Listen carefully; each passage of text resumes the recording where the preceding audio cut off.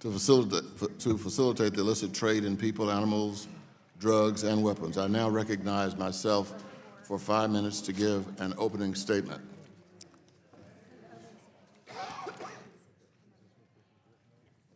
My district is the hometown of former President Harry Truman. He lived in Independence, which is sort of a suburb of Kansas City. It is also the site of the Harry Truman Presidential Library and many, many hardworking Middle Americans. In November of last year, a federal raid involving Independence, Missouri police officers resulted in the arrest of 21 individuals in a human trafficking sting operation. The arrest reminds me that the scourge of trafficking is all around us. My home state of Missouri ranked 16th in the country for human trafficking cases, with 114 cases reported just last year. Our country is among the top 3 origin points for this wicked scheme and system. Today, 24.9 million people worldwide are victims of human trafficking. This reality grips our heart and grabs our attention. However, it is a slice of a much broader and invidious structure. Trafficking in all forms, drugs, animal, weapons, humans, whatever, is a mechanism to make, move, and clean dirty money. It allows for criminal systems to flourish, from ISIS fighters who have looted World Heritage sites and sell ancient artifacts to bankroll their war machine, to those who sell counterfeit medication to desperate and ailing people. Trafficking is an enormous financial enterprise, amounting to somewhere between $1.6 trillion and $2.2 trillion. The Department of Treasury's 2020 National Strategic and Combating Terrorist and Illicit Financing highlights that the same strengths, and I quote, that make the United States an attractive destination for legitimate investment, a large economy and open business climate, investment in financial services also can attract criminals and other illicit actors seeking to hide or disguise their ill-gotten gains or fund their dangerous plots, unquote. The illicit system knows no race, creed, nor party affiliation. It unifies us as a potential victim and today unites us in opposition to this common threat. It is for this reason that I'm excited under the leadership of Chairwoman Waters to join with Ranking Member Hill in launching this initiative to directly confront trafficking in all forms. This hearing will be the first in a series aimed at examining curtailing trafficking at its roots. As many of my colleagues will agree, we have done a lot of legislative nipping at the fringes on this problem. It is now for us to strike at its core. This hearing will lay the framework for this conversation and hopefully will provide our committee insight and future direction. As we start this dialogue, it is important to engage from a frame of common understanding. We know that there is cross-cutting and collaboration across trafficking networks within our system. There is a convergence in human trafficking and drug trafficking roots, as well as the WMD trafficking and narcotics trafficking networks. There are also common mechanisms and vulnerabilities that trafficking facilitators are exploiting within our financial system to enable their illicit activities. We also know that the very crime of trafficking is evolving. This January, a joint investigation involving the United States, Germany, the Netherlands, Northern Ireland, and the United Kingdom helped take down a website which the Justice Department says sold billions of stolen usernames, passwords, and other data. One credit union in my district notes that 20% of their cards were affected by data breaches in 2019. And CNBC reported that hackers may have accessed over $8 billion in consumer records in 2019. So I'm eager to start this conversation and hear from you all about these issues as well as the legislative issues before us today, championed by my colleague, Mr. Foster, and Congressman McAdams. I look forward to hearing from all of you. I recognize now the Ranking Member Hill for 4 minutes for an opening statement. Well, thank you, Mr. Chairman, for convening this hearing. Thank our witnesses for participating today. This is indeed a topic that we care about deeply on both sides of this dais. I appreciate Chair Waters caring about it and helping lead this human trafficking initiative within our committee. Similar to our last subcommittee hearing, in the 5 years that I've been working on illicit finance issues, I don't remember analyzing it from the point of view of trafficking. So I look forward to an interesting dialogue and learning ways to mitigate these threats. In my home state of Arkansas, drug trafficking continues to be a heightened concern. I've heard stories from many heartbroken Arkansans detailing the opioid crisis that has claimed the lives of their young ones. We can't allow more families to be destroyed by the opioid crisis, which is killing more than 130 Americans a day. Overdoses are rising across Arkansas, and fentanyl continues to be a growing threat in our communities. That's why I'm proud to lead H.R. 2483, the Fentanyl Sanctions Act, with my friend Congressman Rose of New York, which is the first ever fentanyl sanctions effort in the House. The legislation would apply pressure on the Chinese government to honor their commitment to make fentanyl illegal and provide the United States with more tools and resources to go after illicit traffickers in China, Mexico, and other countries.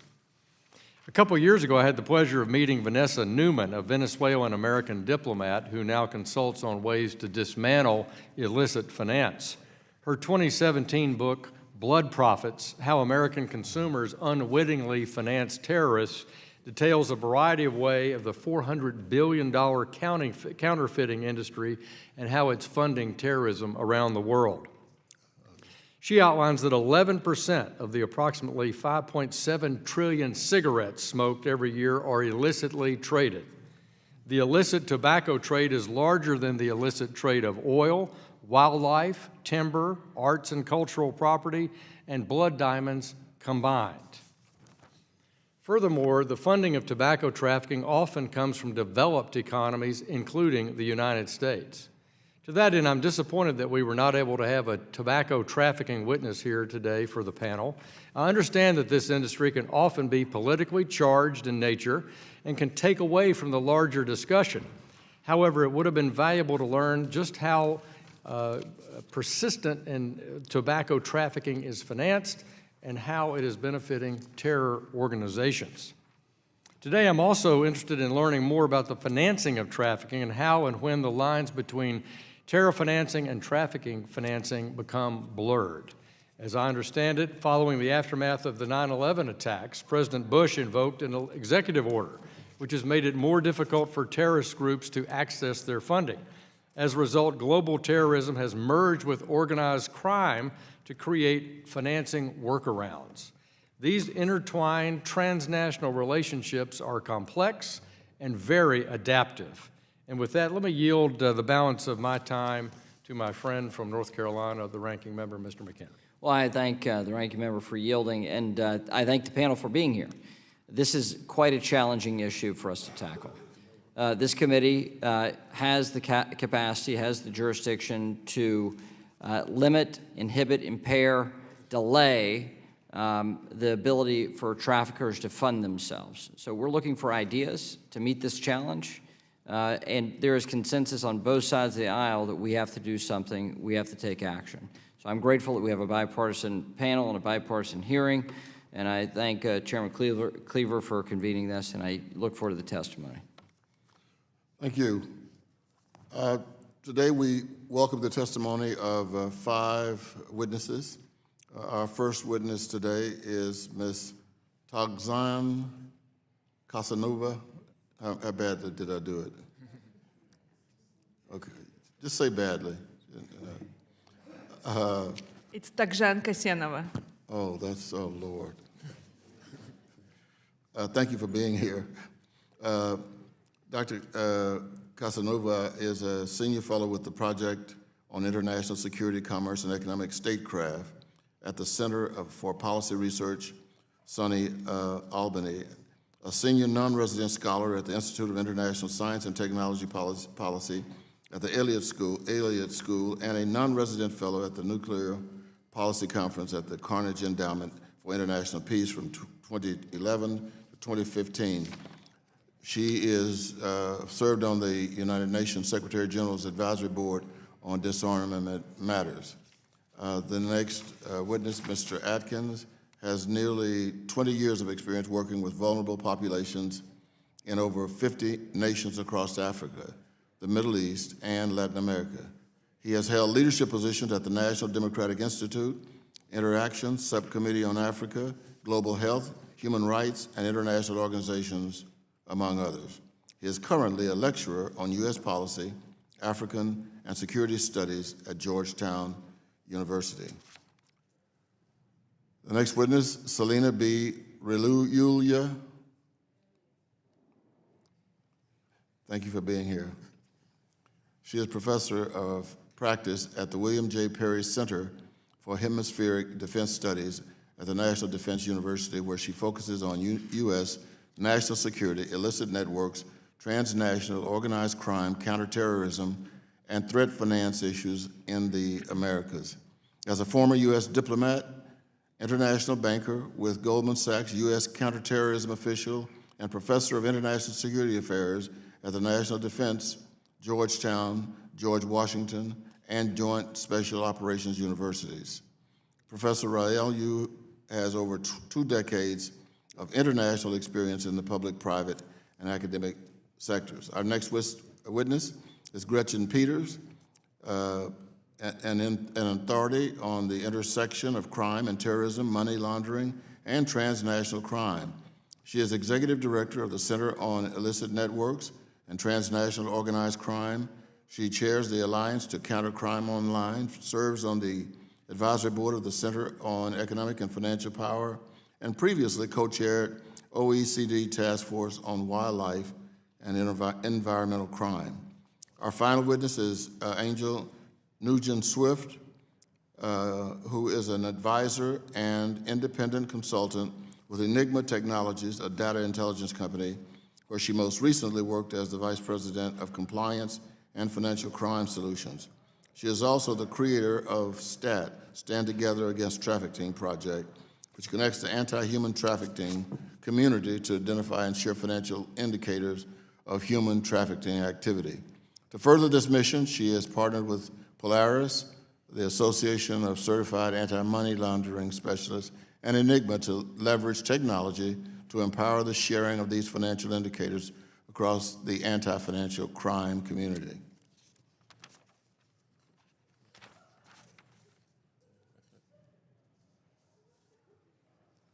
Thank you all for being here. I apologize for slaughtering the pronunciation of your names.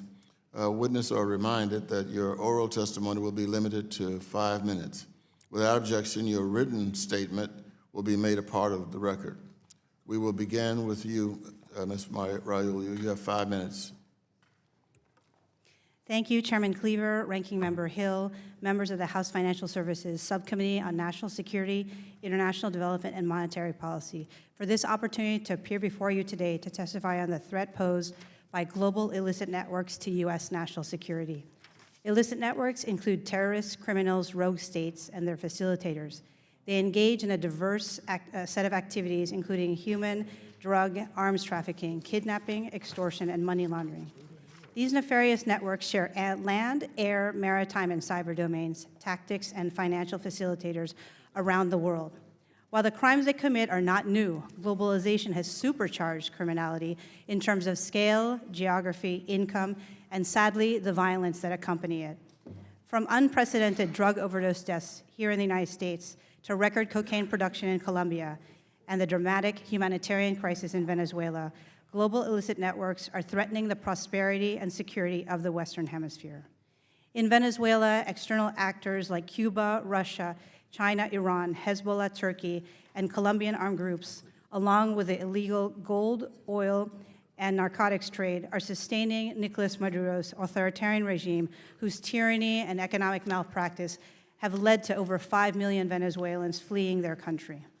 Meanwhile, Mexican cartels capitalize on Mexico's proximity to the U.S. as a destination country for migrants and for illegal drugs. The cartels operate like corporations, assessing market supply and demand, securing supply chains, and financing their operations.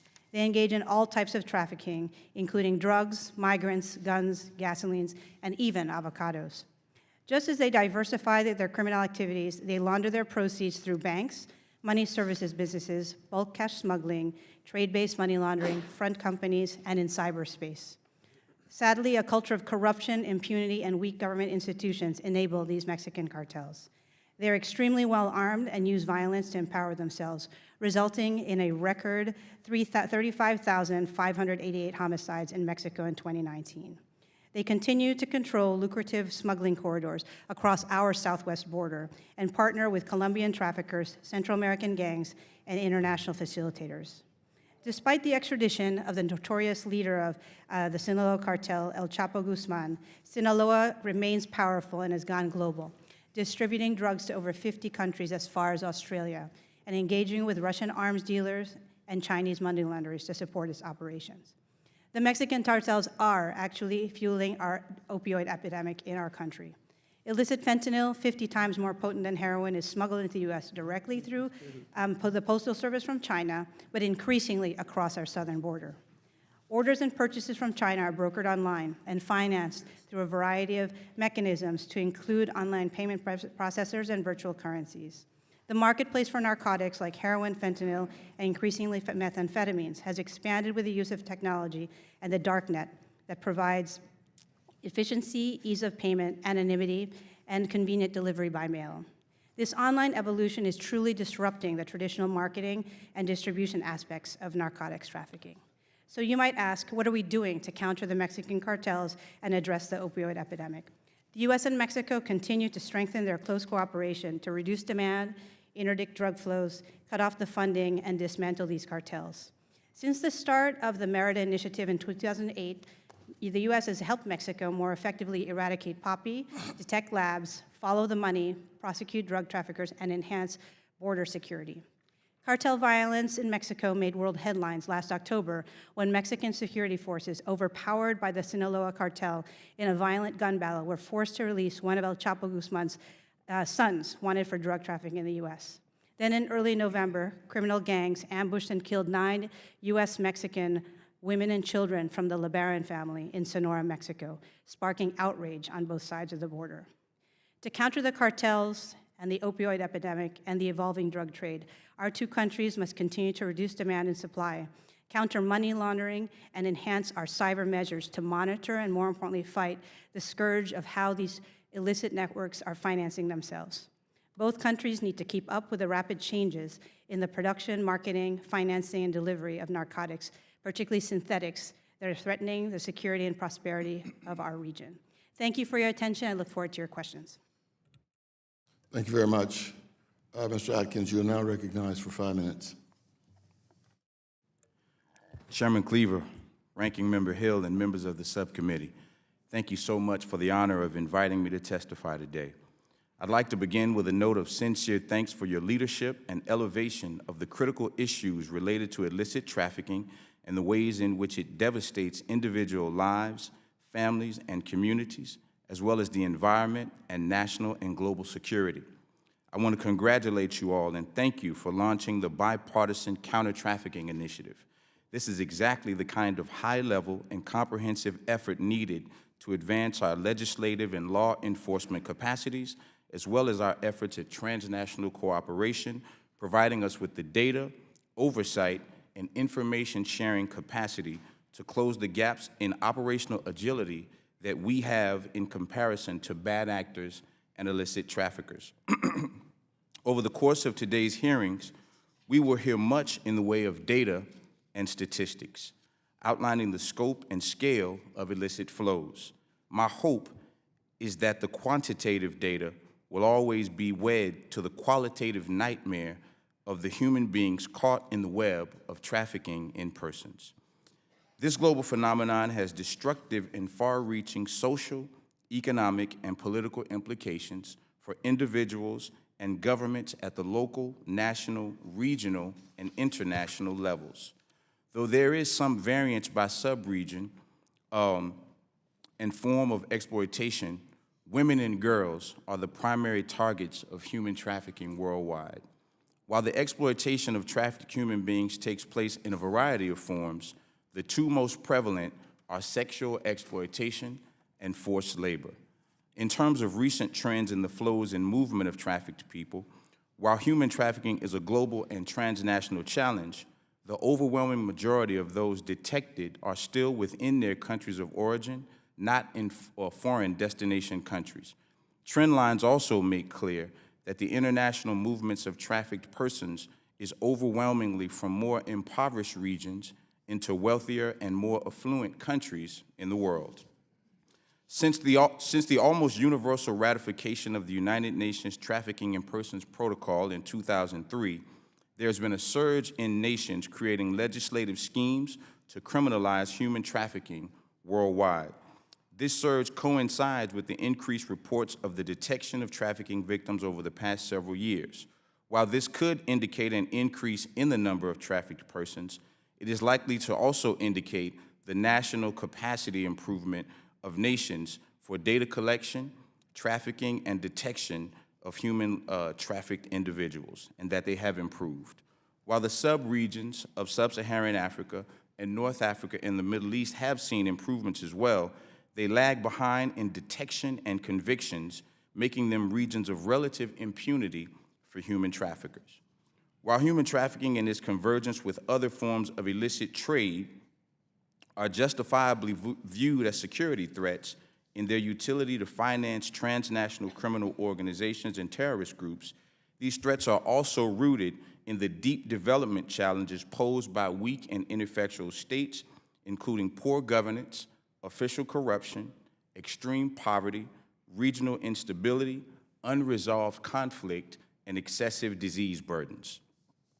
Issues which place African populations at greater risk for the abuse, exploitation, and trauma of human trafficking. The illicit market for trafficking in persons has been linked to multiple crimes, which enrich transnational criminal organizations and terrorist groups, including kidnapping, fraud, rape, commercial sex work, and the breaking of immigration and border laws, as well as money laundering and tax evasion. Trafficking in persons both converges with and helps to sustain transnational criminal organizations as well as terrorist organizations. I'll close by saying that to get to the heart of this challenge, we certainly must address the methods, tactics, and the financing mechanisms of criminal organizations, but also the enabling environments that support their existence and growth. Thank you.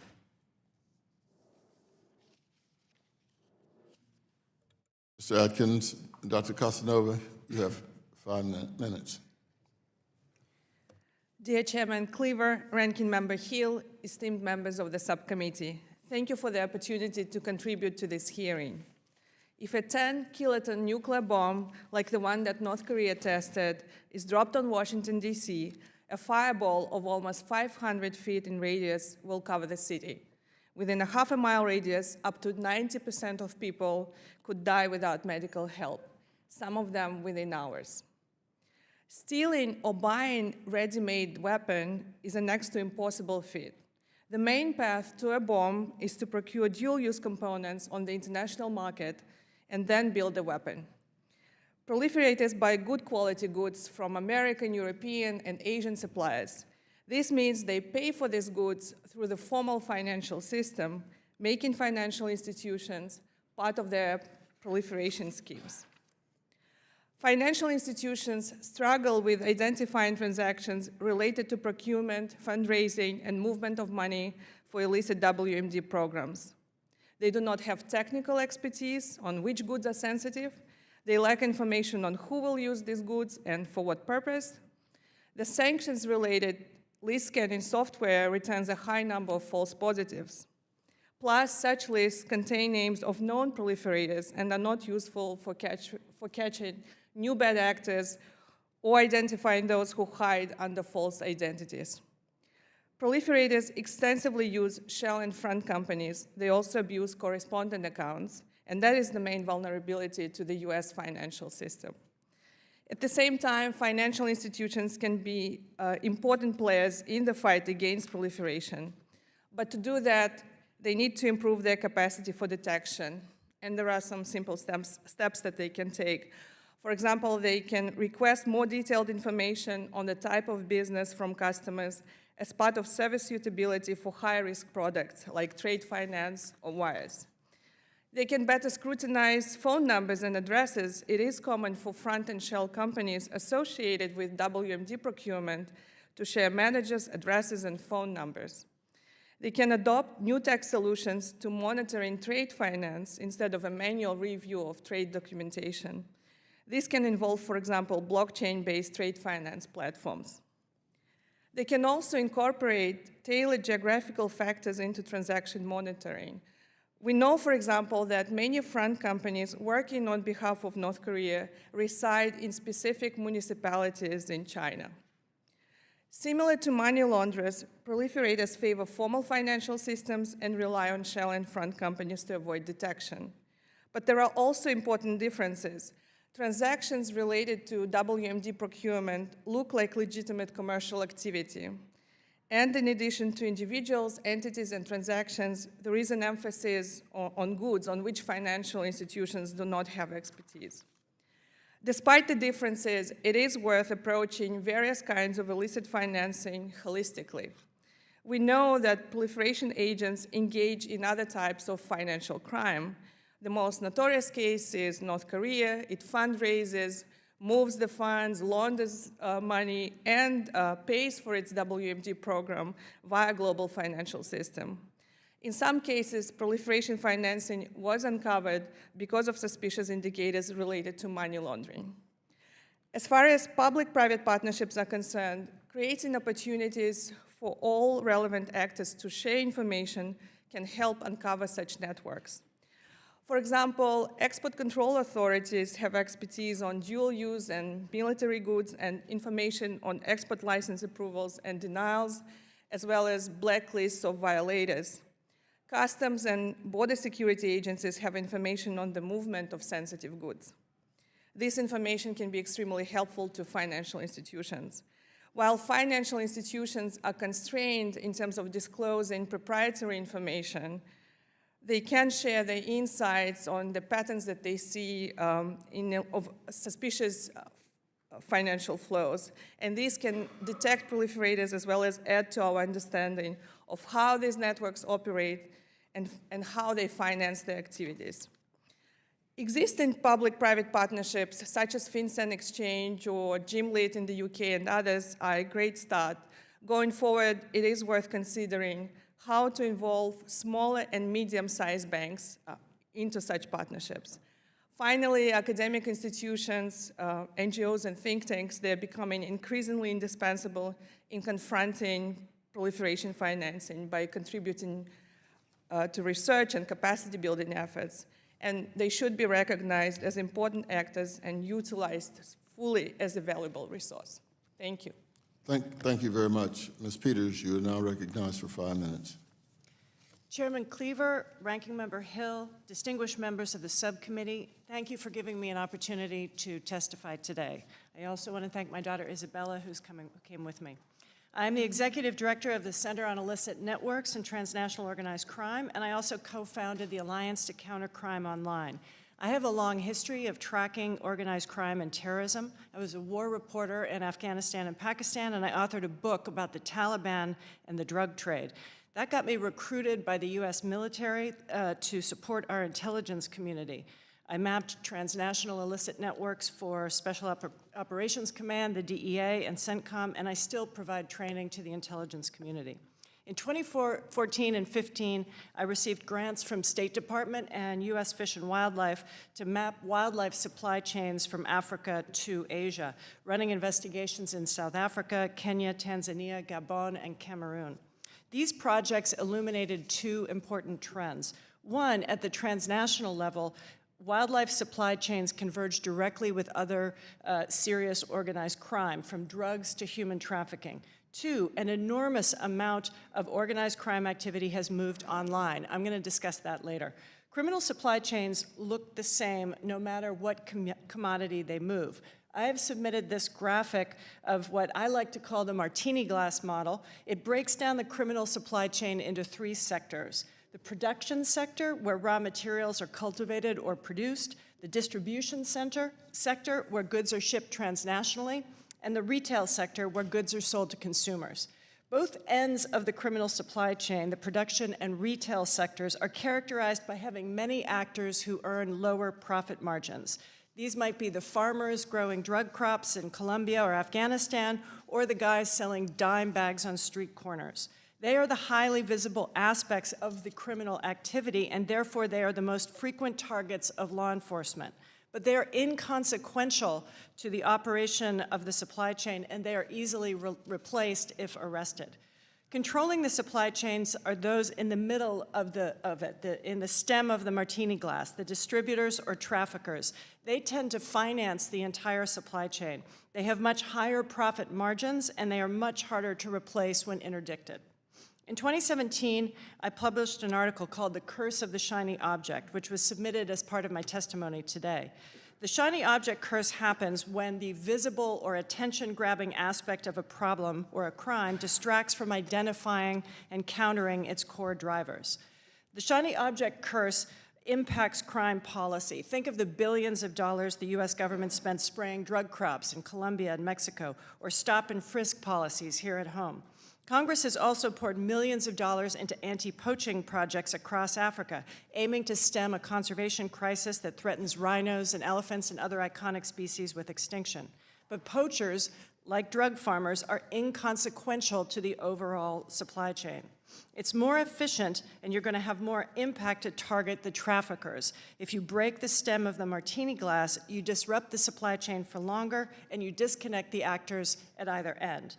The martini stem is where convergence occurs, since traffickers move multiple types of illicit goods. Their skill set is to move shipments through the global transport system. And money launderers clean those illicit profits, and they don't care either if the money comes from human trafficking, drugs, nuclear material. It's just money. In 2016, when I was supporting DEA's Special Operations Division, I had the opportunity to screen undercover recordings of a major African trafficking network. The kingpin was bragging to the undercovers about moving drugs, ivory, and people. And he would say, we have a route through Mombasa. We also have a route in and out of Dar es Salaam. We have a route into Maputo. He wasn't talking about roads or runways. He was talking about corrupt pathways. Distinguished members, U.S. law enforcement is organized around what's in the box being smuggled. But what we should be focusing on is disrupting the corrupt systems and pathways that allow smuggling to occur. Lastly, I'd like to address the issue of online crime. Just like commercial commerce and communications, a large portion of illicit activity has shifted online. But the laws governing the tech industry are out of date. Section 230 of the Communications Decency Act still grants expansive immunity to tech firms for user-generated content, even when it's criminal activity and even when the tech firms know it is. Take the fentanyl crisis, which is now killing more than 60,000 Americans every year. It's well known that Chinese traffickers are marketing fentanyl-laced opioids through fake pharmacies that are advertised on platforms, search engines, and social media. Google and Facebook both host thousands of these illegal pharmacies, and somehow that's still not against the law.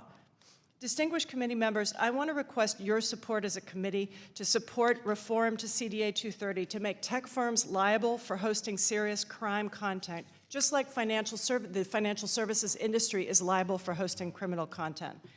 I have submitted amendments to both proposed bills, Confront and the Stopping Trafficking bill, to specify the need for government research into how criminal networks are exploiting cyberspace. Thank you for focusing on this important issue. Thank you. Ms. Swift, you're recognized now for 5 minutes. Thank you. Chairman Cleaver, Ranking Member Hill, and members of the subcommittee, I'm honored to appear before you today to discuss an issue that is so incredibly important to the fabric of who we are as a society and that is ripe for meaningful solutions and progress.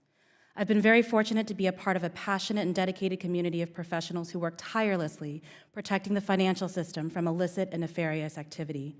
The community I'm referring to is the anti-money laundering and counter-financing of terrorism community, more modernly known as the anti-financial crime community.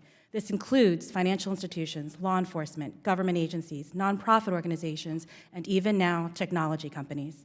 For the past 18 years, I've seen criminal networks time and time again exploit and abuse our financial systems, First, as I joined the Manhattan District Attorney's Office as a prosecutor on September 4th of 2001.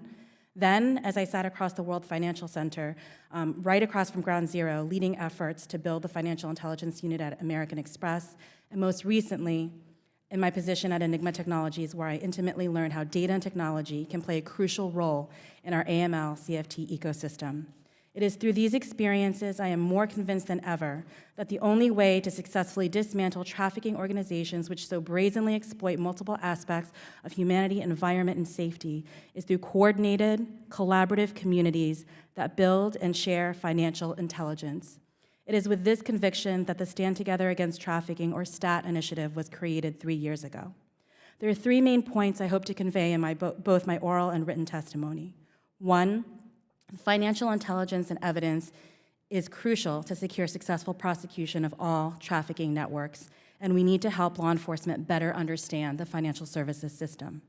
2, financial institutions are well positioned to assist law enforcement in identifying strong investigative leads, given that, as you've heard from the entire panel, that even though trafficking networks are different, they exhibit overlapping financial indicators, and in fact, there are many proactive, ongoing efforts led by financial institutions to identify these indicators.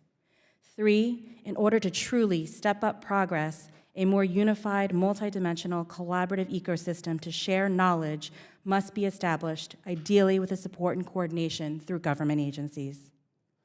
Financial intelligence allows law enforcement to secure irrefutable evidence that defines business models of criminal enterprises, affirms traffickers' motivations, alleviates burdens for victims and eyewitnesses, assists in identifying third-party facilitators like gatekeepers, attorneys, accountants, real estate professionals, all of which we should be holding more accountable, allows law enforcement to go after primary motivating factors for the business of trafficking. It allows us to go after the profits. There needs to be more focus on the financial investigations aspect of all trafficking investigations. Financial institutions are here to help. First, with the AML regulations, from the Know Your Customer program to CDD to the requirement to monitor for and report suspicious activity, financial institutions have a prime vantage point. However, they're often operating with little actionable information. They can see the data, but they need to know what the data is telling them. If given more context and/or reliable information, financial institutions can integrate trafficking-specific factors or lists into already existing risk assessments and/or screening processes. They can develop specific typology-driven criteria into their transaction monitoring systems and programs. They can provide more targeted information to law enforcement through the reporting of suspicious activity reports, and potentially even restrict or cut off access to the financial services to these trafficking organizations. So how can we get financial institutions more information? Simple: collaboration. There are many proactive efforts underway today. However, these proactive efforts are often met by people where time and resources are limited, often leading to a lot of missed opportunities to explore and analyze how we can build upon all of these collaborations together.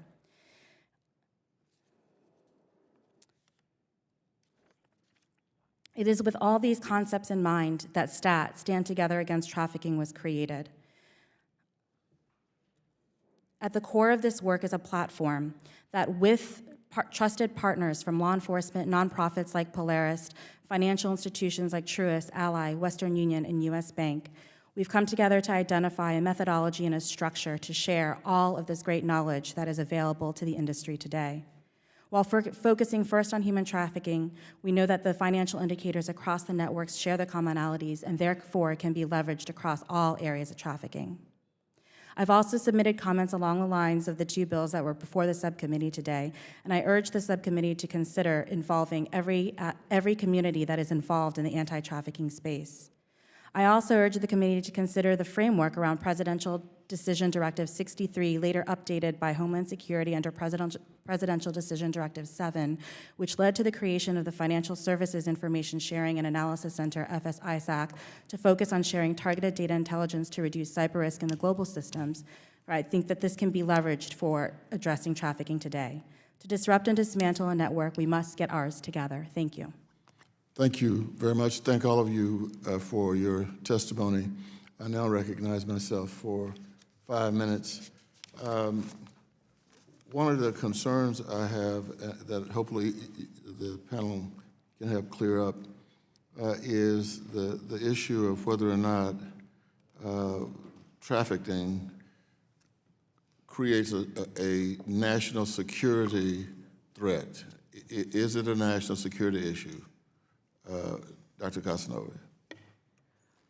It is both a national and international security issue, without a doubt, because as you know, in the written statement, I had more time to go into this, but basically we have the commercial market on which we obviously need all these dual-use components and technology and material, and this material is available, and there are export controls systems in place and sanctions regimes, but those who illicitly procure WMD-related items are still, they're able to do it, and so the financial sector is one among the most important actors in terms of trying and limit this access. And if they continue to have access to these components and continue to improve their WMD programs and missile programs, eventually unfortunately, we might have an event that will absolutely show and prove to us that it's a major national and international security threat. Well, that's not settling. That doesn't make me feel very good. But one of the issues that we discover is that, at least my experience with this committee, is that when there's a crisis, we discover that there's not been much communication. In 2008, we found out that the Fed was not communicating with Treasury and FDIC, and we hopefully have resolved that. So is there the kind of communication and coordination that you think contributes, or the lack thereof, to the growing problem? I think compared to some other jurisdictions, the US is actually, a little bit, it's above average in terms of interagency communication, but it's still not where it could be or should be. There is definitely space for improvement, and right now, what I see as, externally, I'm not with any government, is that issues are siloed and information and data is siloed, and those, for example, who work on export controls, they see one part of the picture. Financial institutions see another part of the picture. We started having initiatives that are trying to bring these different types of data together, but there is so much more that can be done in terms of just stepping back and looking at all these issues, in a more comprehensive, holistic way. So definitely space for improvement. And it's an easy thing to do. To overcome bureaucracy maybe it's not that easy, but in practical terms, it's something that can be done immediately. Okay, Mr. Adkins and Ms. Peters, if you were sitting up here with us and you became completely convinced that we needed to do something now, and what would it be? What would you want to do if you were sitting in one of these seats? Sure.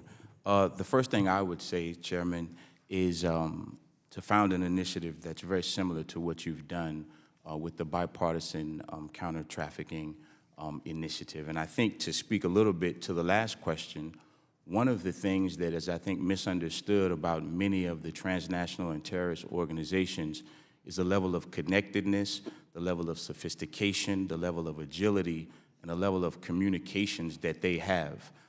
As Ms. Peters gave a beautiful anecdote about, listening to traffickers' communication, and they're talking about all the different routes that they have. And the fact is that they outstrip us in their ability to connect to one another, to share data and information, to be able to track movements more thoroughly. So in that instance where we fail, they thrive in the gaps of the disconnections and the lack of information that we have.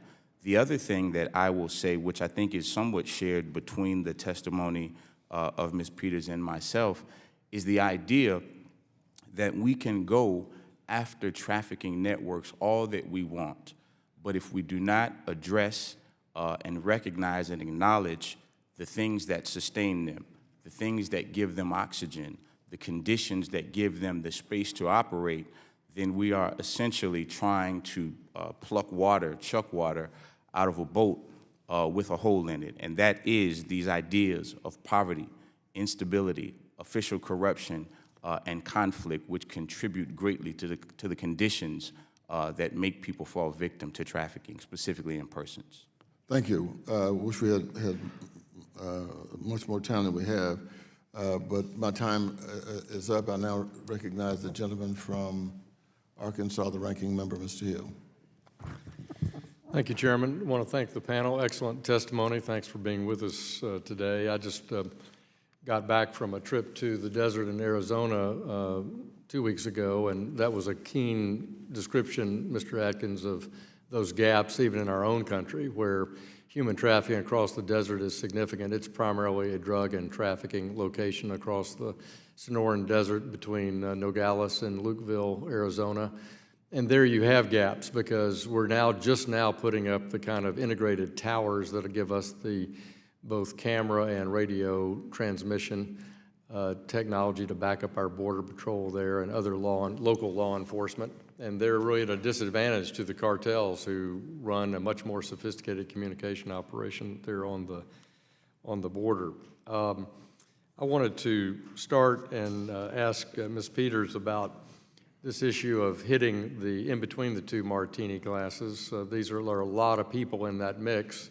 Obviously, the cartels, the transnational drug groups, the people who have merged terrorism with traditional smuggling, but the gatekeepers, let's talk a little bit about that. You know, we have SARS in the financial system, and we really monitor the banks. We make the banks our co-partners in this effort. But what are other ways in that gatekeeper arena to interdict some of those trading routes? Lawyers, notaries, accountants, people offer services in those countries. How do we tackle that, Ms. Peters? I think that we, if I can put it most simply, I think that the strategy should be network focused as opposed to commodity focused. I've seen operation after operation just focus on, say, narcotics, or just focus on wildlife, or just focus on human trafficking, when in part because our agencies, our law enforcement agencies, are restricted by the authorities that they have. And there's been some effort to get around that by grouping agencies together, mainly out at the Special Operations Division of DEA.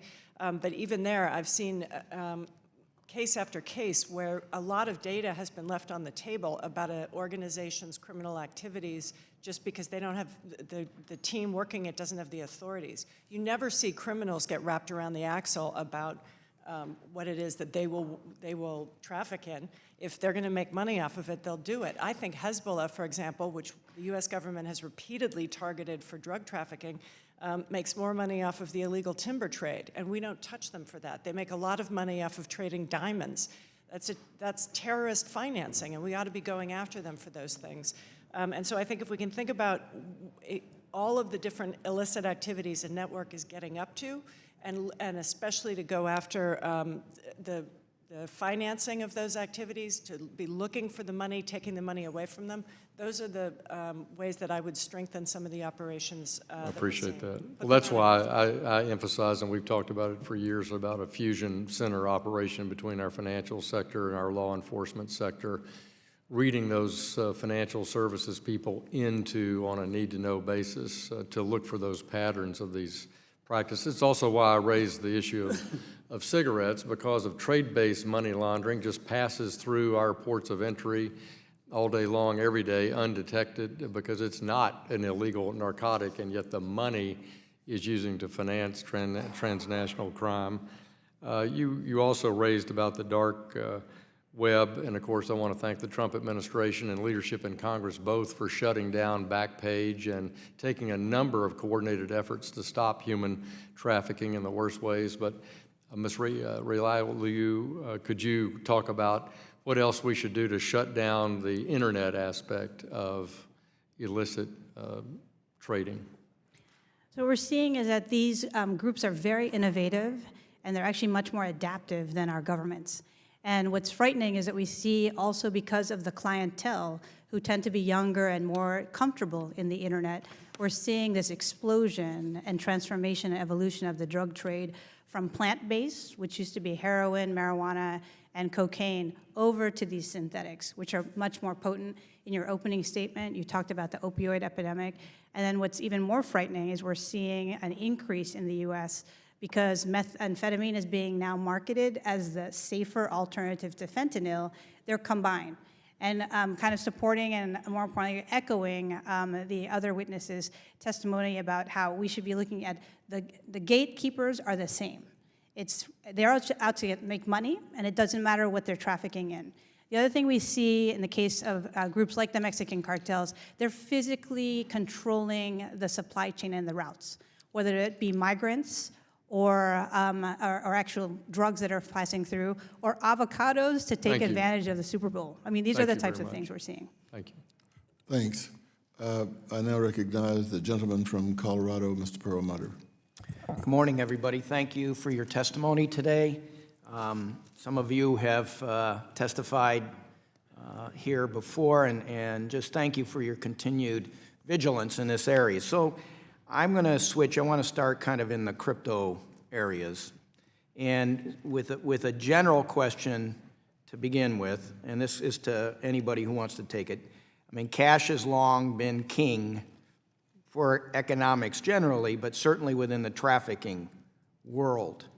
And as we move more to cryptocurrencies and the like, have you seen that change? And so, Ms. Peters, let's start with you, and then Dr. Kassenova. Thank you for that important question, and I also wanted to address something that Ranking Member Hill said in his commentary about the dark web. Criminals aren't in the dark. I mean, they are operating in the dark web, but they're using surface web platforms as much as any dark web. That's where the customers are. I don't know how to get on the dark web. I don't know about any of you. If you want to sell drugs to people, or you want to sell sex or ivory, it's on Facebook. It's on Instagram. These platforms provide the same anonymities as the dark web and a far greater reach of customers. With regards to your question about crypto, we haven't seen evidence that major criminal organizations have moved institutionally into blockchain currency. In fact, they seem to be as concerned about the risk and the instability of cryptocurrencies as regular consumers are. That being said, there is an increase, in particular in Europe, it's being tracked, but we do not, what I see looking at money laundering all the time is that criminals still want to get their money into the US dollar or the euro. They want to be in major currencies. Okay. Dr. Kassenova, did you have a comment? Yes. The cyber domain and crypto domain is what we see as an emerging threat, and a threat that we do not understand fully yet. I'll just give you an example of North Korea. They have been extremely successful with cyber attacks on financial institutions, forced transferring money from banks, for example. They also attack cryptocurrency exchanges. And so on crypto, for example, they not only mine cryptocurrency, they also steal it, both from exchanges but also from other users.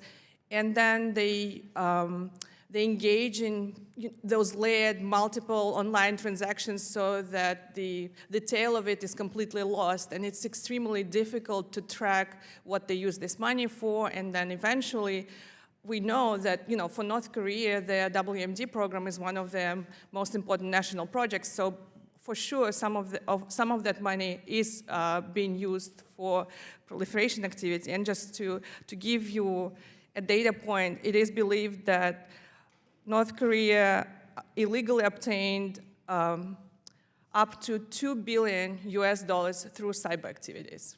All right, so let me follow up with that, and again, to the entire panel.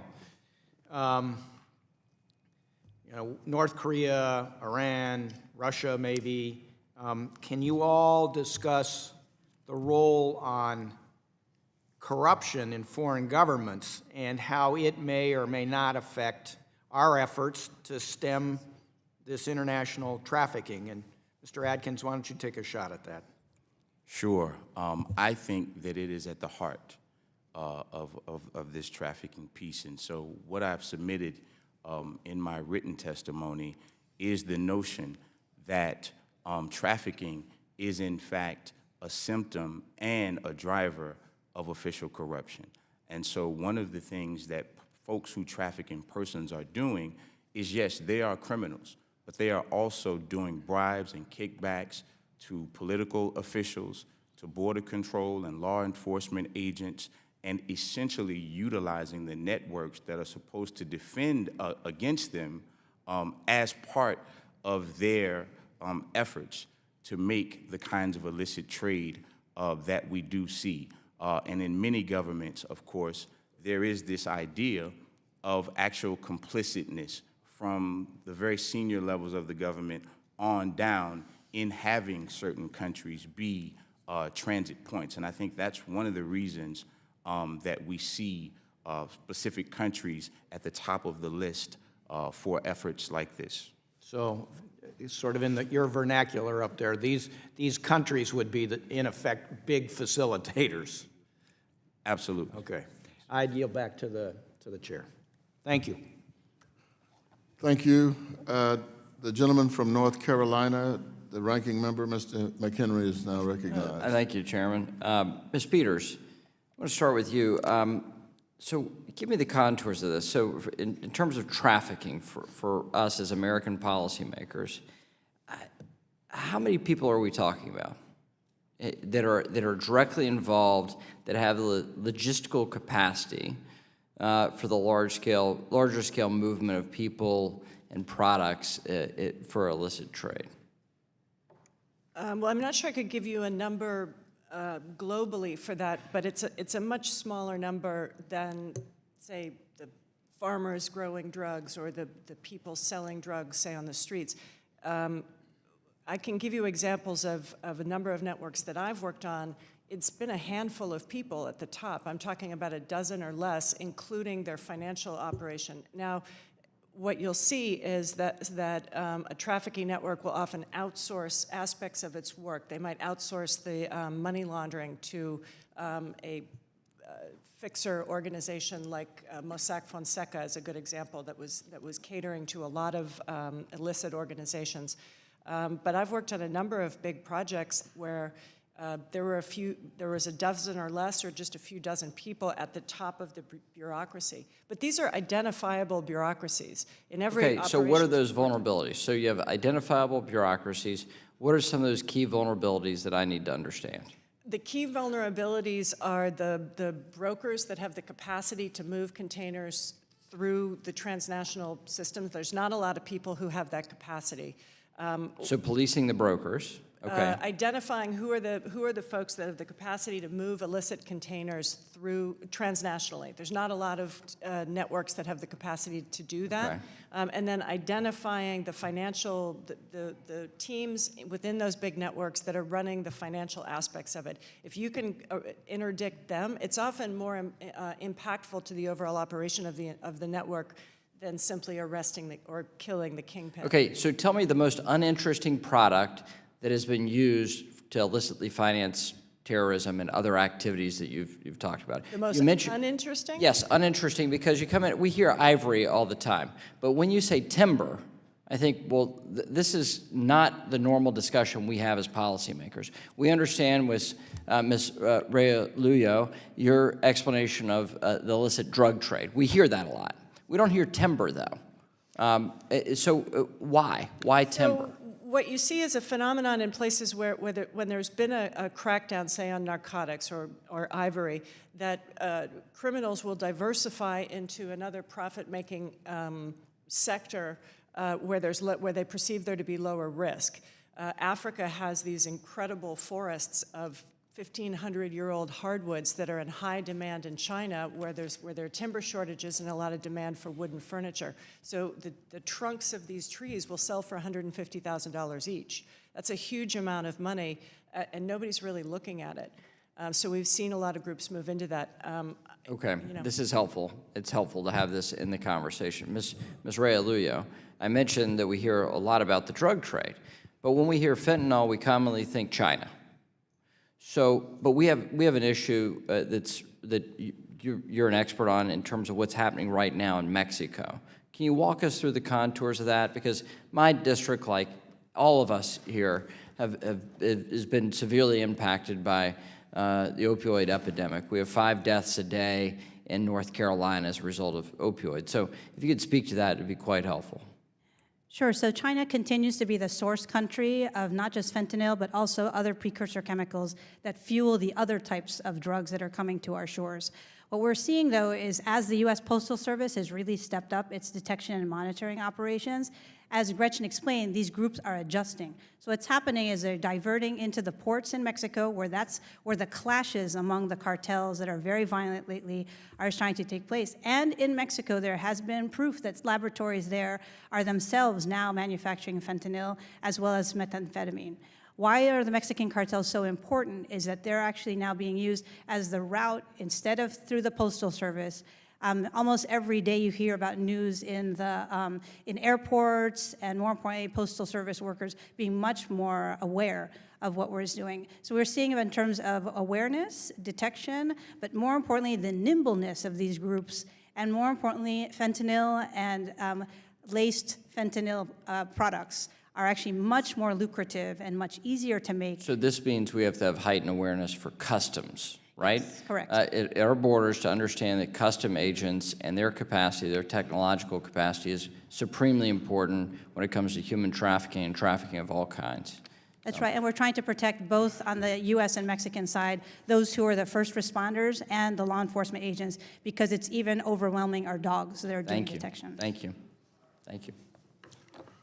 The gentleman from California, Mr. Vargas, is recognized for 5 minutes. Thank you very much, Mr. Chairman and Ranking Member, for this hearing. And of course, I thank the witnesses. The number of people that are victims of human trafficking really is staggering. The suffering that we see in our own country, and I'm from San Diego, so we certainly have it there in large quantities, unfortunately. And the suffering that happens around the world is, again, something that's monstrous. And I do think it is, as stated earlier, a national, international security issue. Trafficking has the victims that are directly abused, but also the funding for terrorism and other illicit crimes like drugs that was spoken about.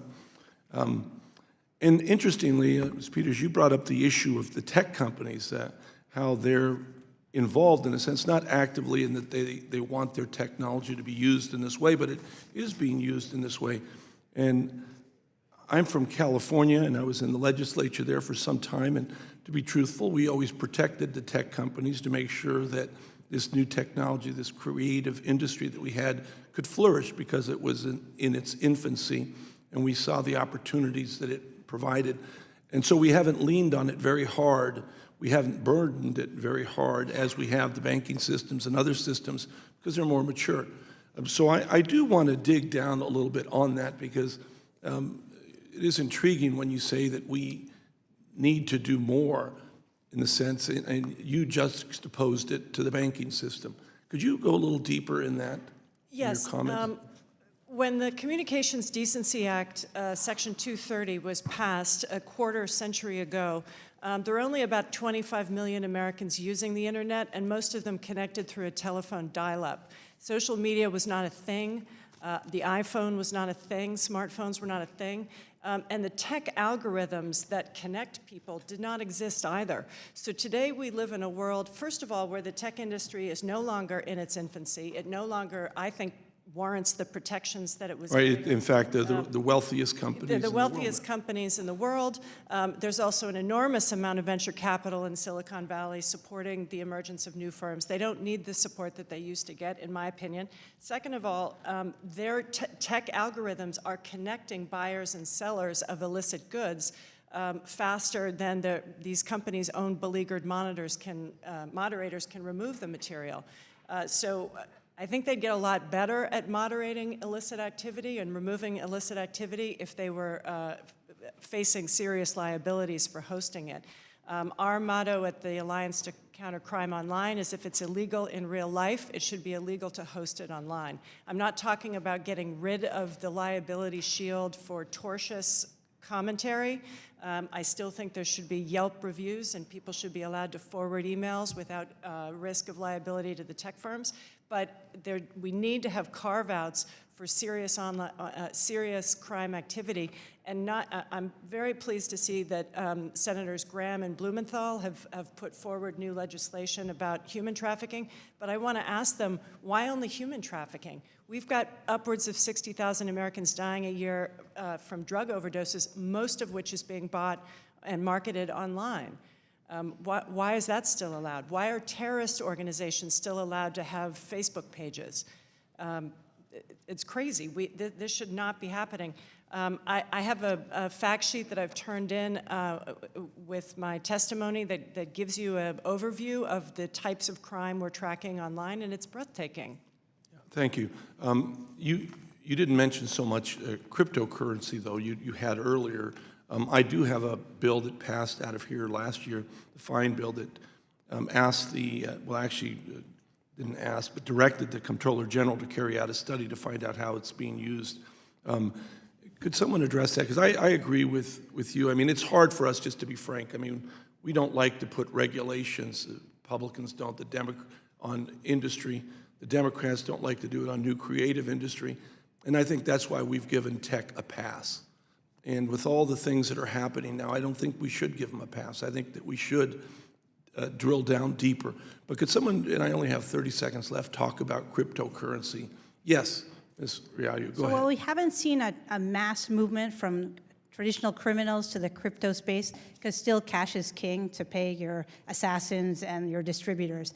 There is a move afoot among the terrorist groups, particularly returning foreign fighters of ISIS, who've gone underground to use other ways to communicate, but also to try to raise money and support themselves. It's no secret that Hamas actually has advertised that you can donate to their organization using a Bitcoin, and they even give you the instructions on how to do it. What they don't really know is it's not fully anonymous. But we'll keep that amongst ourselves in terms of being able to track. Let's keep that one among ourselves. My time has expired. Thank you, Mr. Chairman. I yield back. Thank you. The gentleman from Texas, Mr. Williams, is now recognized for 5 minutes. Thank you, Mr. Chairman. And it's heartbreaking to hear the horrific stories coming from human trafficking survivors. As a father of 2 daughters and a beautiful granddaughter, I cannot begin to imagine any of them being subjected to this type of abuse. So before I begin with my questions, I want to sincerely thank the chairman for calling this hearing. I want to thank all of you witnesses for being here today to share your expertise with all of us. Monopoly market, Empire market, dark market, White House market are all just a few of the more than 40 online vendors where you can buy thousands of different types of drugs over the internet. These websites are operating in plain sight, as we've said today, and you can find information about each with a simple Google search, as you said, and customers can leave reviews. Vendors say exactly how their drugs will be shipped, how the websites will walk you through the payment process step by step. White House Market publishes that they have over 15,000 listings from 1,300 vendors on their platform alone. So almost 200 Americans die every single day from drug overdoses, yet all these websites are still online as we speak, and we've touched on that. So, Ms. Peters, let me ask you, what can be done to allow our government from being more, from being more aggressive in taking down these illegal online marketplaces that are hubs for trafficking drugs? We would like to see Congress remove the liability shield that the tech industry currently enjoys for hosting serious organized crime content.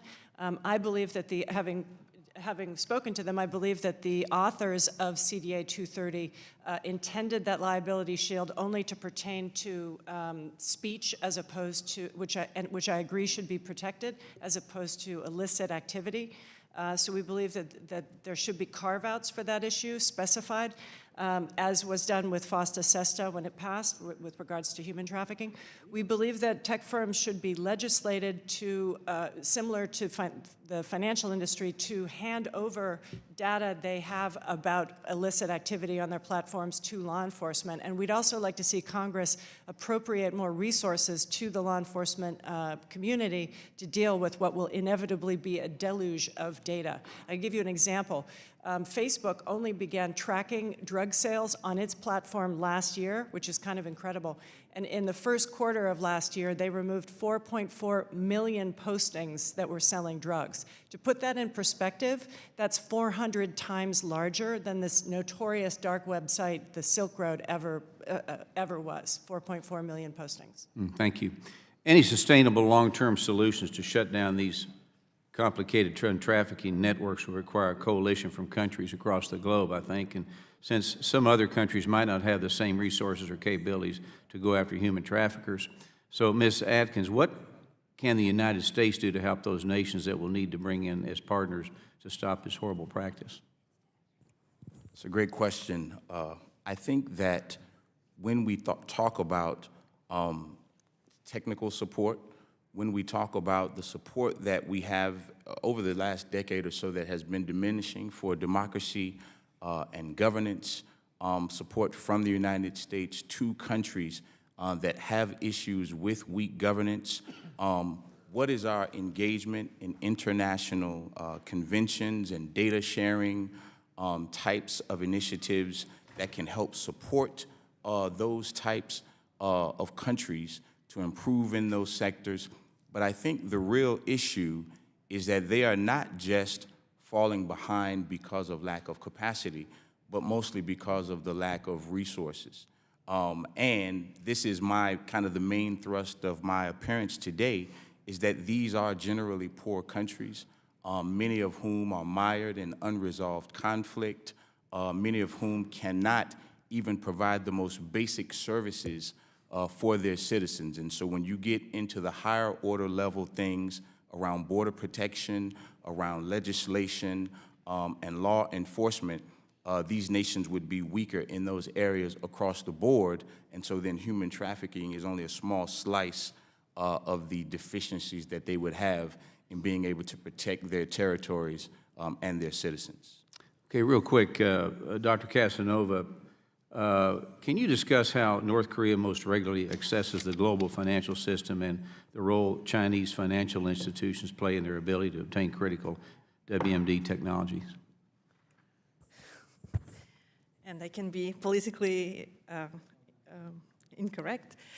So China is among jurisdictions that actually of great concern to the non-proliferation community. Over the years, we've seen progress both on export controls and their non-proliferation policies and clamping down on this kind of activity, but it's still not enough. So specifically on North Korea, most of North Korea's sanction evasion and illegal access to international markets and financial systems does involve China, and I shouldn't say China, but middlemen, agents, brokers, front companies that are based in China. But I want to recognize that over the years there have been improvement, but it's not where we want to see the government. Okay, thank you. I yield my time back. Thank you. The gentlewoman from Massachusetts, Ms. Presley, is now recognized for 5 minutes. Thank you, Chairman Cleaver, for waving me on, and Ranking Member Hill for holding this hearing, and thank you to our witnesses for sharing your expertise with us today. The deprivation of women's bodily autonomy for political ends is not a phenomenon limited to one time or place. From Boko Haram and al-Shabaab kidnappings to small-scale Boston traffickers, exploiters are making a profit by trading in trauma and condemning families to a lifetime of fear for their children's safety. Mr. Adkins, how is trafficking used to further the goals of these insurgencies? And why is human trafficking, including sexual exploitation specifically, so effective in terrorizing local communities? Thank you for your question, Representative Presley. The first thing that I would say is that there is a general overarching sense in the world of essentially patriarchy and the diminishment of the value, worth, and protection of women in our society and certainly in many nations abroad. And so that would be kind of the overarching piece of this. The second piece is that even though terrorist organizations don't have very strong links in terms of the actual transport and kind of cross-border movement of trafficked persons, they certainly are consumers of trafficked women and children, as porters, as sex slaves, concubines, as people to be forced into marriage. And so essentially what trafficked people create for many of these terrorist organizations is a base of consumption to feed themselves, to sustain their movements, to keep the morale of their soldiers high, to actually entice young men to join on to terrorist movements with this idea that you would have power at the point of a gun and that you would have access to women all the way up to your liking. The other piece of this is that, again, even though the ties are not strong in terms of linking them directly to doing trafficking, that they actually create the conditions that induce vulnerability for more people. Okay. And so because of what Boko Haram has been doing in Nigeria, trafficking writ large in Nigeria has become a more serious problem. And it's a more serious problem for more vulnerable people.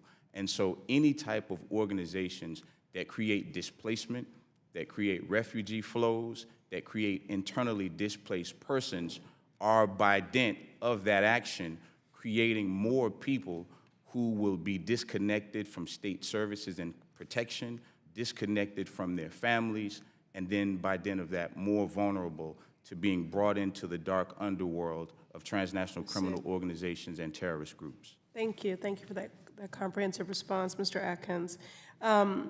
Just in the interest of time, I'll try to conflate my two final questions and hear from whoever would like to contribute.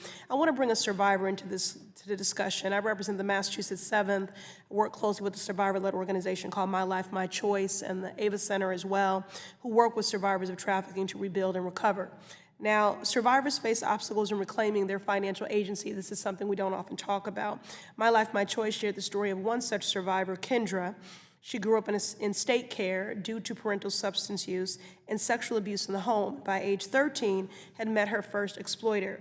Kendra continued to face sexual exploitation through her teens and her early 20s. By the time she escaped for good, her Social Security had been stolen by her exploiters, and credit cards and an auto loan fraudulently taken out in her name. Although case managers were able to help Kendra appeal this credit fraud in court, many survivors lack access to this support. So I just want to make sure that we're thinking both about prevention and recovery. So Ms. Nugent-Swift, how can banks better help survivors appeal and correct fraud and reclaim ownership of their finances? Thank you. An extremely important issue. I think there are two connected items here that you've hit. One is how do we restore credit for the survivors? And then two, how do we get them access once they've extracted themselves from their lived experience? There's a lot of efforts that are being done today with banks through the Liechtenstein Initiative, who are trying to create internal policies and procedures in order to evaluate with social work organizations new accounts that are being created for survivors so that they can get their foot in the door. Once they get their foot in the door, then their accounts and can go through the normal system, and then they can build their credit that way. But I think the root cause really is how do we restore credit for the survivors? Because if we are able to help them restore their credit and we're able to help that conversation start, then they can apply for any type of financial services. So I think we need to bring those agencies who are responsible for evaluating credit to the table to have that conversation to identify solutions. So credit bureaus and agencies and things like that. Banks, unfortunately, cannot because once bad activities happen, then... Gentlelady's time has expired. Thank you. Thank you. Gentleman from Ohio, Mr. Gonzalez, is recognized for 5 minutes. Thank you to our witnesses for being here, Chairman Cleaver, Ranking Member Hill for holding this hearing on such an important topic. I'm thrilled to know that this is the first in a series of hearings. It's good to know that we're going to beef up our understanding of what is a critical issue in Ohio, where I'm from, but also across the country. We've been in many respects ground zero for the opioid crisis, fentanyl trafficking, but also human trafficking, which is something that our office has been working on for the past year or so. Ms. Peters, I want to start with you because I think this is a really interesting point that you touched on with respect to Section 230.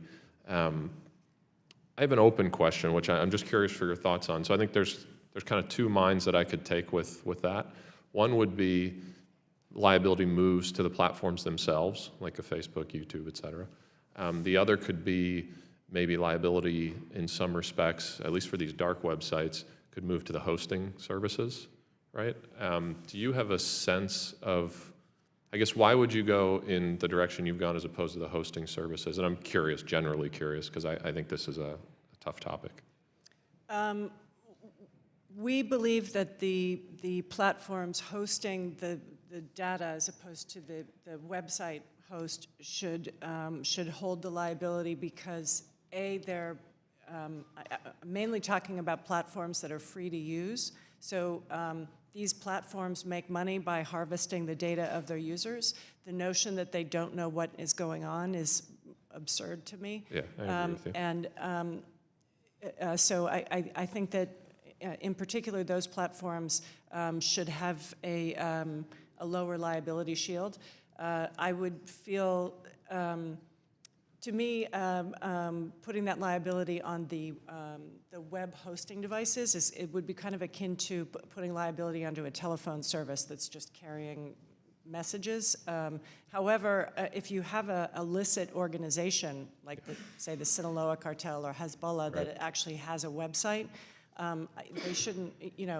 I don't think they should be allowed to. Yeah, and there are certain hosting services that specifically focus on the Sinaloas of the world, right? And so they should be targeted for that. I agree, but but ordinarily, I would say if a web hosting service is hosting a platform and that platform is hosting illicit activity, to me, the platform is at fault. Yeah, I think I generally agree. I'm still thinking through it because I think there's also a very interesting debate about the question of strict liability regimes or duty of care, which I'd be happy to discuss at nauseam, but it's a very important issue to discuss. Okay. And then, Ms. Realuyo, with extremism, a lot of times we see the conversation starts on a Facebook, a YouTube, sort of a traditional platform, and then at a certain point it bumps off and goes into the fringe platform world. Is your sense that that's what's happening in the trafficking world as well, where it's starting on a Facebook and then it's moving to a dark website, or is it actually transacting on Facebook directly? When we take a look at all these groups, whether they be terrorist or criminal in nature, you still have to have a human interface. So we're now studying a lot of the ISIS foreign fighters that have come back, and more importantly, with partnership with several of our international counterparts, trying to better understand, like, why did that Tunisian young man, how did he get involved? And then more importantly, more interestingly, in Western countries like Europe and the United States, they get drawn in because of the accessibility of that propaganda online. But then more importantly, there usually is a physical facilitator who helps them to make that voyage to the Islamic State, and now we're much more concerned with the ones that are coming back. What we're seeing too in terms of trafficking, in terms of whether it's drugs or people, there's still a physical, because you have to actually, there's some goods that have to be transferred. Right. And we need to equally watch, monitor, understand, but more importantly, go after both that push online, but more importantly, those who are actually physically engaged in the trafficking. And then if you can do this in 30 seconds, you highlighted how coordination is essential. I completely agree. I think most people said that on the panel. Legislatively, what is one thing we can do to make sure the coordination does happen more frequently than it currently does? Having been in and out of government the last 20 years, once you all require a congressional report, it actually focuses the different agencies to have a sense of concentrated mission. And what we're seeing now, particularly in the military, is we look at threat finance across all the different regions, and then more importantly, across all what we call the modalities, whether it's weapons of mass destruction, human trafficking, gold. We didn't really talk about Venezuela, which is the true trafficker of gold, oil, and drugs in terms of facilitation. But we're getting better at it. Thank you. My time is up. I'll follow up. I yield back. Thank you. Gentleman yields back. Gentleman from Utah, Mr. McAdams, is recognized for 5 minutes.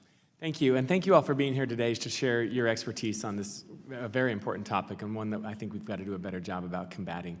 Trafficking takes shape in many forms and has many victims, whether it's the over 20 million people trafficked into forced labor or sexual exploitation, or the drugs that are trafficked into our country that devastates families and communities.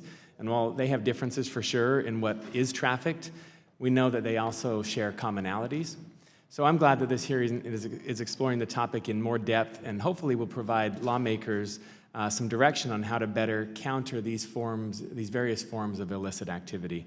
So my first question, Ms. Nguyen Swift, you noted that financial institutions are well situated to assist law enforcement in identifying strong investigative leads, given that different trafficking networks are often exhibit overlapping financial indicators. Can you elaborate on how some of these networks operate similarly from a financial perspective, and what type of indicators can we see? Sure. Often, at the end of the day, all types of trafficking is a business, and financial services companies provide a limited amount of products. And so checking accounts, business accounts, credit cards, prepaid cards, cryptocurrency has been echoed multiple times today. There are only certain ways that you can actually get money into that system and out of that system. And so if you're looking at criminal business enterprises, right, they have to rely on those various products. Some of the topologies that we've seen across multiple levels of trafficking are business accounts that are being opened under multiple shell company names. However, they share similar account managers, they share similar owners, and they share certainly similar patterns of activity in dealing with the same third parties. So if we're able to understand more context around what those relationships look like, and that comes from intelligence, then we're able to pinpoint and understand more what networks they are part of. And maybe a related question, do we have a good understanding about how some of those networks may operate differently as they flow through the regulated financial system, different forms of trafficking? That is, do we understand how human trafficking network would appear as it proceeds through the financial system compared to how a drug trafficking network would appear? There are some indicators that you can kind of tell the difference with. So for example, with credit cards, the types of purchases you might see are going to differ. In a human trafficking brothel situation, you're going to see a lot of feminine products being purchased. In a drug trafficking, probably not, unless there is a home that is also being leveraged where a lot of women are working. So from a financial institution perspective, it is hard to tell some of those nuances. The only way to do that is with getting contextual information from experts in the industries that are working in those specific areas. So there are some telltale signs, but we need to know what they are. Thank you. In the written testimony, several of you talked about both potential advantages and disadvantages to technology in the trafficking of goods. Professor Realuyo, you noted that opioid buyers can visit dark websites anonymously using special browsers and make purchases with virtual currencies like Bitcoin, making transactions difficult to trace. And Dr. Kassenova, you testified that adopting technical solutions to monitoring trade finance transactions, including by adopting blockchain-based trade finance platforms, can play a role in uncovering suspicious transactions. How should we as policymakers be thinking about the role that emerging technologies can play in trafficking and illicit financing, whether that be AI or digital currencies, et cetera? And are there ways that we can harness these technologies to fight trafficking? Great to see you again. You too. So I really see, more importantly, because I kind of traverse the private and then the public sector, what we really need is just greater research, and then more importantly, on the government side, we need much more investment in law enforcement and intelligence training to understand what these technologies present as an upside, but more importantly, the dark side and what that back door is. Because as they modify and more importantly, adapt, incorporating this new technology to improve the efficiency of their businesses, they understand what our countermeasures are, and we need to step up the pace of what our measures are in order to detect particularly, but more importantly, try to figure out how to better work also with the private sector, that they become the eyes and ears of what's happening in their sector. Thank you, Dr. Kassenova.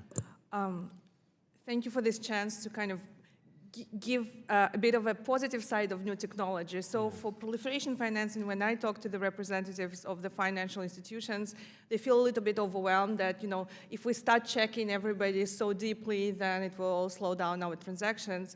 And so for them, the main challenge is how to operationalize the risk and automate it. And this is where technology can come in very handy. And just to give two specific examples. It's the pilot blockchain-based trade finance platform Voltron that I was referring to.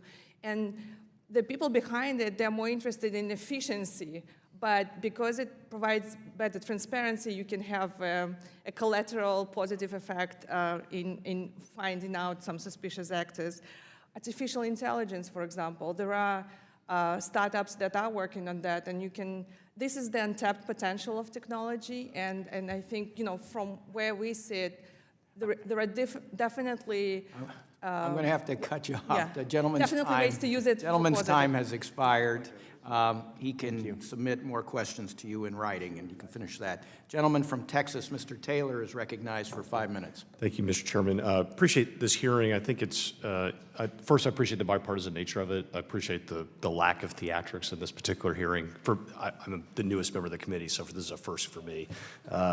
And also, I think the scale of what we're talking about is really incredible. If you think MasterCard processes $1.7 billion, or $1.7 trillion of transactions annually, and that's about what we're talking about here. So just to kind of give us a scale, I think this is very impressive. I just want to understand, and actually, Ms. Peters, I've been hearing about your exploits for years from my wife, Ann, who was your roommate at college. And so I just wanted to ask, crypto versus cash wires versus hard cash. So kind of thinking about those three, electronic transactions versus cryptocurrency versus hard cash. What are you seeing kind of as the makeup in illicit trade broadly in your experience? So, well, before I answer that, I just wanted to very quickly make the comment that I don't think blockchain is necessarily something we should fear. Blockchain technology holds the promise of actually tracking financial assets better. I think the risk is that non-governmental actors, from Facebook to the founders of various cryptocurrencies, are trying to get involved in managing world currencies. This should be the role of governments, not companies, and certainly not illicit actors. So I think there's a need for the US government to look into perhaps releasing its own blockchain currency or something like that, but it should not, we don't necessarily need to think of it as a blockchain as a bad thing. I also want to make the point that we used to talk about, those of us who are interested in the financing of crime, our battle cry to our teams used to be to follow the money. It always takes you to the leaders. These days, when I work with a team of investigators, I instruct them to follow the value. We often see criminals moving illicit value through commodity trades, whether it's a group like Hezbollah or the Taliban, who got very deeply involved in the used car trade. You buy a used car, how much is a used car worth? It's like asking how long is a piece of string. You can put any value on it you want, and you move that value through the system.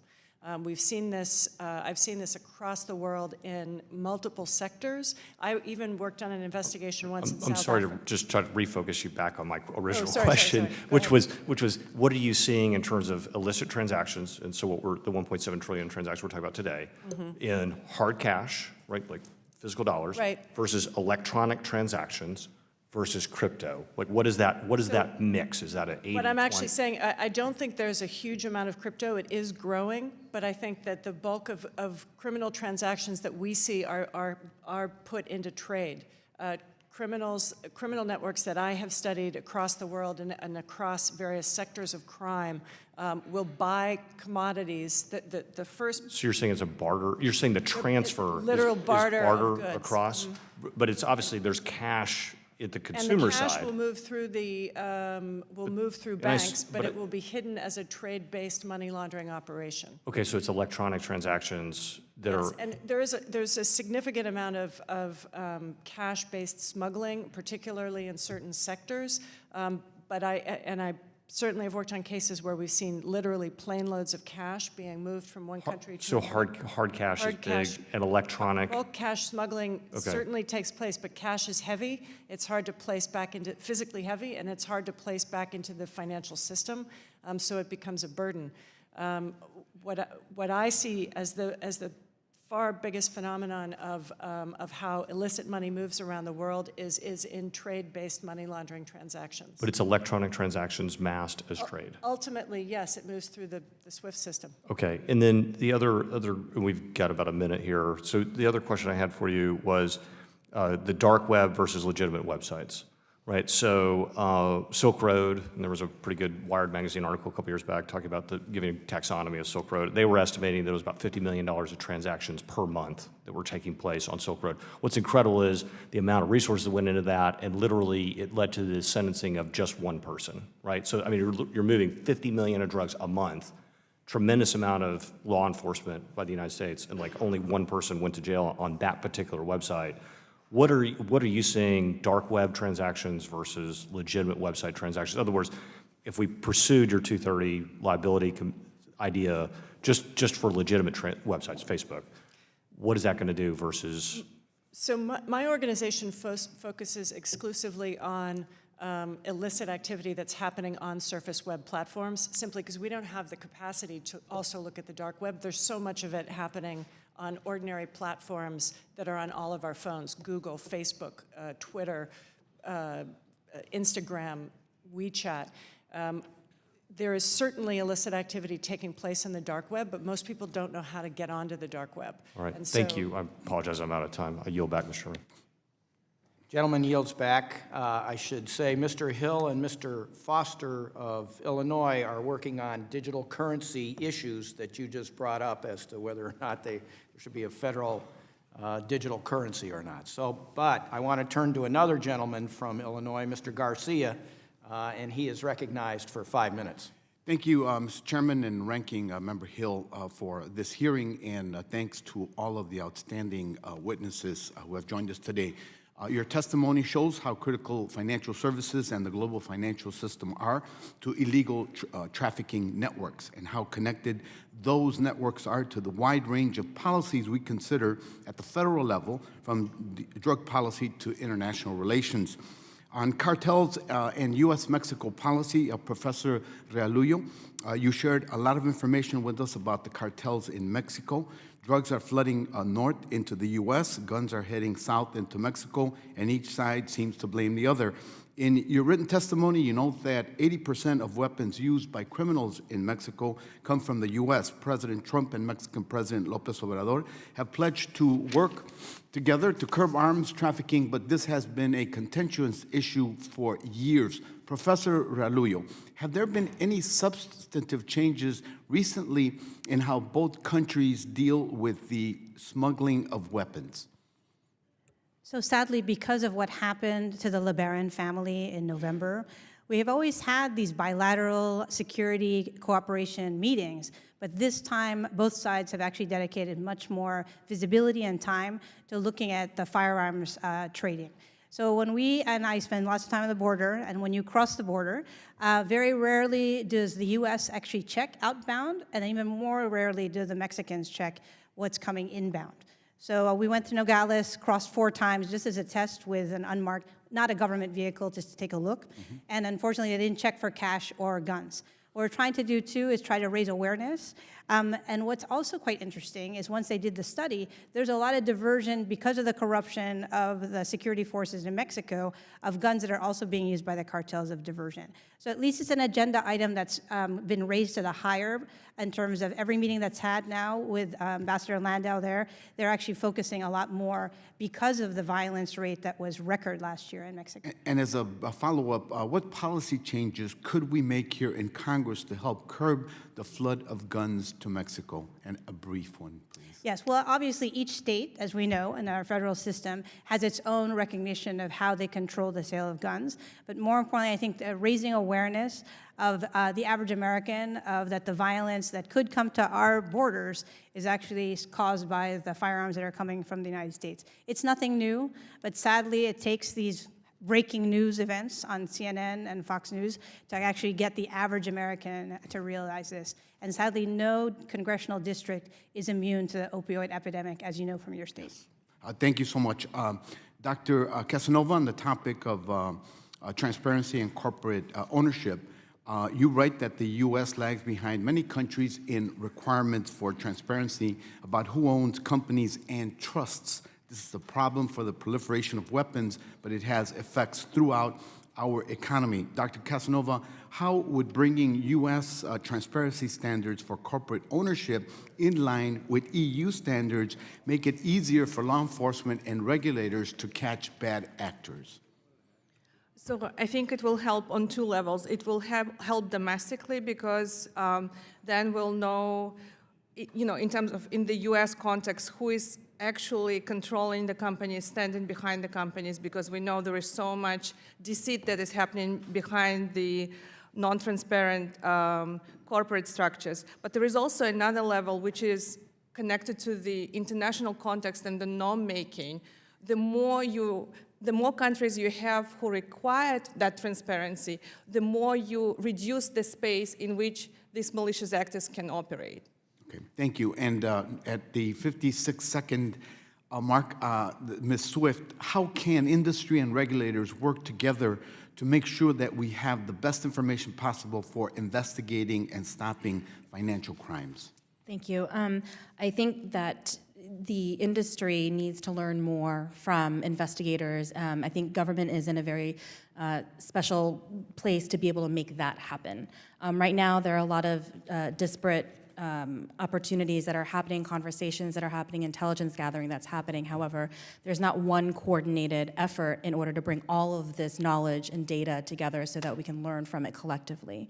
So I think government is in a place where they can pull together reports, pull together studies and committees with the appropriate actors and appropriate stakeholders in order to move that ball forward. Thank you very much. Mr. Chair, I yield back. Gentleman yields back. Mr. Timmons from South Carolina is recognized for 5 minutes. Thank you, Mr. Chair. Professor Realuyo, I went to McAllen, Texas with a number of my colleagues a year ago in March, and it was what I would consider maybe the height of the challenges we were facing at the southern border. It was really eye-opening and shocking, the stories we heard from the Customs and Border Patrol and the ICE agents. Is it your understanding that things have improved in the last 12 months? Could you speak to that? Sure, just from the official data, when we take a look at, so we usually look at the border crisis in terms of the movement of migrants and then more people and then the movement of drugs. And there had been some hypotheses that this huge onslaught of taking care of people first before drugs actually allowed the drug traffickers to take advantage of this idea of the bubble, right, in terms of the balloon that you squeeze. The numbers are quite promising in terms of the lower number of interdictions, and more importantly, what we're seeing in terms of people moving. And that's actually attributed to a lot of the cooperation with Mexico. Earlier in the hearing, we talked about what do we need to do with our international partners to address these very challenging issues of trafficking. Once in Mexico, they realized that the problem of migrants not crossing the border was becoming their own problem in terms of social services, health, insecurity. They got wised up, and more importantly, they secured their southern border. This is what you saw last year with the deployment of their newly minted National Guard, which has worked hand in hand with the U.S. in terms of enforcing border security on the southern border with Guatemala with technology, but more importantly on Mexico's northern border, which is our southern border. So there's been increased manpower on the Mexico side of the border that has helped address this issue. And technology and skill set. The use of drones now to monitor, and then more importantly, this way of actually doing much more interagency collaboration to figure out where the movement of people and possible shipments of drugs was actually being relocated. In your testimony, you state that 90% of heroin in the U.S. originates from Mexico. Do you have any statistics on how much fentanyl originates from Mexico? So that's actually much more difficult because of the amount that's coming through the mail service first. But what is disturbing is that we're seeing more activity and more interest of the Mexican cartels to dominate the synthetic, which is not just fentanyl, but methamphetamine, where we've seen last year an increase of use. So while methamphetamine is not as lethal as fentanyl, many of you know in your districts, it actually manifests in a much more violent and a much more addictive fashion, which then has other consequences in terms of violent crimes and acts that are committed by meth addicts. I was a state prosecutor for 4 years, and we had issues with fentanyl, but that was just, they were tragedies. They weren't violent crimes, and meth really was a major problem, still is a major problem in my district. Ms. Peters, I hate to say that I've never heard the term timber trafficking before today. Could you talk about how does that work? Just give me a better understanding. Well, timber trafficking takes place around the globe. I'm not sure if it's on the list of, but it's a very large global. Are they timbering forests and then saying they got the product from other places, So or? there's a range of things happening. One is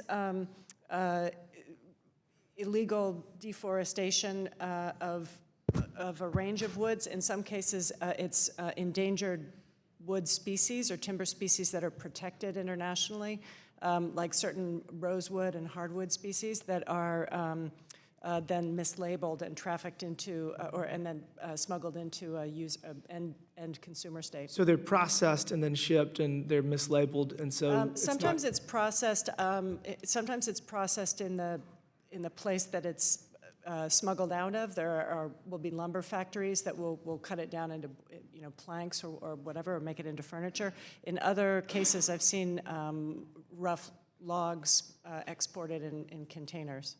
And is the end user generally the United States, Western Europe, or is it all over the world? It can be the United States. I'm familiar with at least one case that involved lumber liquidators who were busted for, perhaps not knowingly, but importing wood that had been illegally exported from, I believe it was Brazil. But there's a tremendous amount of this timber trafficking going on both in Latin America and in Africa, with a lot of the wood going to China these days, and some of it coming into the United States, certainly. Would you say oftentimes the end user is not aware that the timber is illegal? I think yes. Most of the time, the end user is not aware that it's illegal. In terms of the end consumer, I think that's often the case. I'm not sure about the companies that are purchasing the timber in the middle part of the supply chain. Thank you. Thank you, Mr. Chair. You're back. Gentleman yields back. Gentleman from New Jersey, Mr. Gottheimer, is recognized for 5 minutes. Thank you, Mr. Chairman and the ranking member for calling together this hearing, and thank you to all the witnesses for being here today. Very grateful. I recently met with brave law enforcement officers from the Port Authority of New York and New Jersey's police department. As the United States' largest transportation police force, the PAPD has unique experience and a very strong record of combating human trafficking at ports of entry in my region.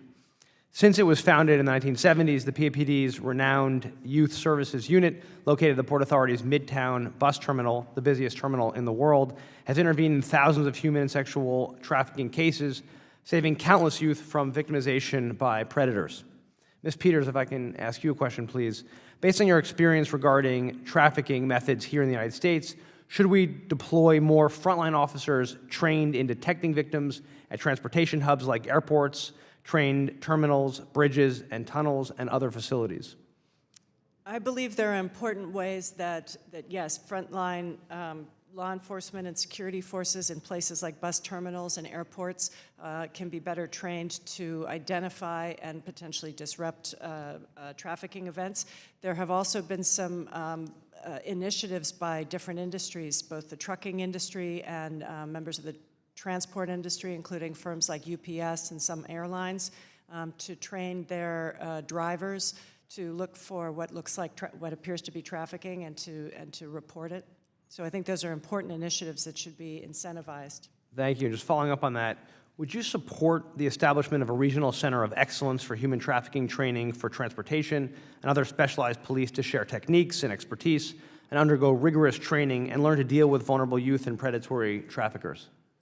Yes, I think that would be a great idea, in particular in some of, if it were placed in some of the hot spots in this country where there's a large amount of trafficking going on. And we know, and of course, in New Jersey, New York, and that area, in the regional area, there's a significant number. That's correct, right? New Jersey, I believe, as well as Georgia has a big problem. Texas has a big problem. California. Honestly, it's a nationwide issue, but certain states that are on big trucking routes really are hit hard. Thank you. That's why I believe this center is so important. Ms. Newen-Swift, if I can ask you a question, please. Given your experience as an attorney with the New York County District Attorney's Office and your time in the private sector, can you speak to the importance of financial information sharing and the ability to collect data to analyze, share, and mine to identify patterns and enable criminal investigations? I think that's the only way we do it. The only way we can successfully prosecute cases is to tell the story through financial evidence which support and corroborate victim and eyewitness testimony. As a prosecutor, we know how difficult it is to bring a case and to be able to rise up to the evidentiary standards that we must prove in terms of the elements of the crime. So the only way that we can absolutely succeed in this is to bring together, again, the data from all aspects and perspectives, and then we learn from that, right? So as we continue to look at these cases, be able to successfully prosecute and understand what data is important, we'll be able to continue to learn and then give back to the financial community, and the cycle goes on. Thank you. Do you believe the current financial intelligence system we have in place is effective in providing the proper data to law enforcement to combat trafficking? I think it's getting there, and I think we can do a lot better. I think there are a lot of mechanisms that are currently in place that attempt to get us to that point, but I think it's still very difficult for financial institutions to share information with each other, and not so much with law enforcement, but also the ability for non-financial institutions, such as nonprofit organizations, other government agencies, to also share back data to financial institutions is extremely important. Just one more for you. When a transportation police officer makes an arrest of an individual in connection with the trafficking investigation, what information can be used by investigators to track down a wider network? A wider network? Wider network. Anything that person has on them.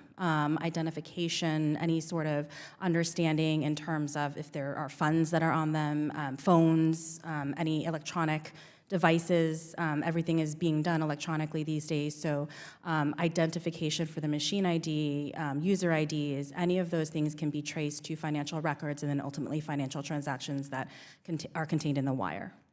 Thanks. I'll just let you know that I've proposed, and shifting a little bit, I've proposed bipartisan legislation called the FASTER Act to help law enforcement freeze the assets of terrorists or other extremists, to prevent these funds from being used, hidden in the system, and used to carry out another attack by friends or family or unknown accomplices. It also calls for a national homegrown terrorism incident clearinghouse for law enforcement to collect and share information on incidents to help investigate and thwart future attacks.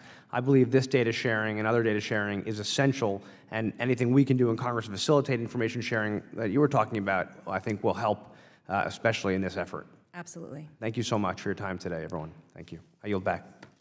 Gentleman from New Jersey yields back. Gentleman from Virginia, Mr. Riggleman, is recognized for 5 minutes.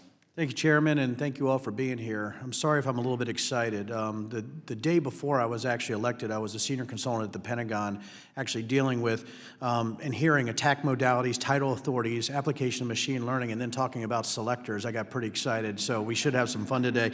All the things that I've done for the last 26 years, and this is pretty timely for me. I have a huge district, 10,000 square miles. Axton, Virginia, we just had 4 members of the Jalisco cartel caught, and they're actually in court now just last week. So, and when we talk about methamphetamines, and I appreciate that, that seems to be the drug of choice right now. We have opioids, obviously, activity, heroin, K2, synthetic marijuana, but we also have a massive methamphetamine problem.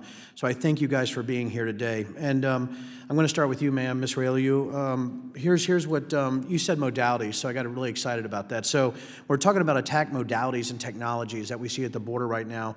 What do you think the most challenging segment or attribute portions of those modalities are when you're trying to figure out the technology issues that you have? For example, when you're looking at an attack modality, is it knowing our own environment? Is it information sharing? Is it technology within the network? Where do you see those gaps specifically on those modalities when we're talking about on the border and those specific technologies? So I teach cybersecurity as well, but we're never going to get to the point that technology will replace an actual human being.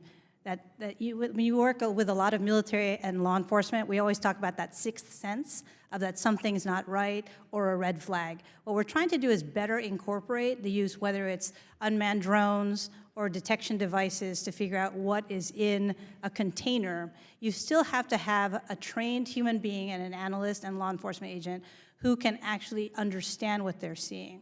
I had the privilege a couple weeks ago to go to Santo Domingo, which is a huge container port, which is the transit point for a lot of Colombian cocaine going through Dominican Republic, coming to the United States, but even more so going towards Europe. And those X-ray machines are fantastic, but unless we're able to train our counterparts, who are the eyes and ears pushing that border out, it's all for naught, because the technology will never actually replace. And what I fear is that the technology, and more importantly, the illicit networks, are gaining so much ground because they're so much nimble and have tremendous resources to have the better equipment of night vision goggles than our own soldiers do. We need to get much more nimble and also hire a different profile in terms of cyber analysts who can actually help to understand how cyber is the new domain, and then more importantly, what are the cyber instruments that we can use to complement our military intelligence and financial instruments of national power. Well, and that's amazing you said that, because we were actually trying to template human behavior but with machine learning rules and finding out that we were missing some key segments. Even when we thought we had it right, we just couldn't get it down. And Ms. Peters, when you talk about transnational networks analysis and you talked about information sharing, again, I got pretty excited. I don't hear much when people are talking about title authorities, which is one of the biggest problems that we had in DOD and also in NSA, was actually the information sharing component. And right now, do you see that the biggest issue, is it technology, is it funding, or do you actually think it's the policies that are in place for information sharing that are preventing us from doing a little bit more as far as doing analysis or aggregation of data? That's a very good question. I would actually probably say all three of those issues to some extent are combined to create the challenges we have. Information sharing, having been on the operational side of some of these investigations, is a really challenging aspect, particularly if you're operating in a multinational environment and you don't quite trust the folks that you're working with. But even within the U.S. interagency, I've seen one group of law enforcement or intelligence operatives try to get credit for something another group does. There are incentives for people not to share data. That's correct. And we have to accept that those incentives exist, and that there's also a constant challenge between information sharing and operational security. The more information gets passed around, the less secure it is. I guess I've seen some operations that have worked really well, but it's very much personality driven between the different agents from different agencies, that if they can get along, they can work together great. But I think programs to help those interagency groups particularly in a particular region or on a particular supply chain get to know each other, hang out together, drink some beers together. Those are the kind of things that might sound silly, but they actually No, they work. I own a Yes, they distillery. really It work. works, trust me. It does work. And I think it's really about kicking over rice bowls, isn't it? You know, I mean, I'm the author of the Martini Glass. so we could get along very well. And I wish I had more than 10 seconds, because I was going to go to Ms. Nguyen Swift and talk about AI, ML, and actually some of the issues that you have. But I got 5 seconds. I want to yield my time back, and thank you all very much for being here today. Gentleman from Virginia yields his time back. If he has other questions, he can submit them in writing to the panel. Gentleman from California, Mr. Sherman, who is also the chair of our subcommittee on investor protection, entrepreneurship, and capital markets, is recognized for 5 minutes. I know it'll come as a shock to my colleagues, but I want to talk a little bit about cryptocurrency.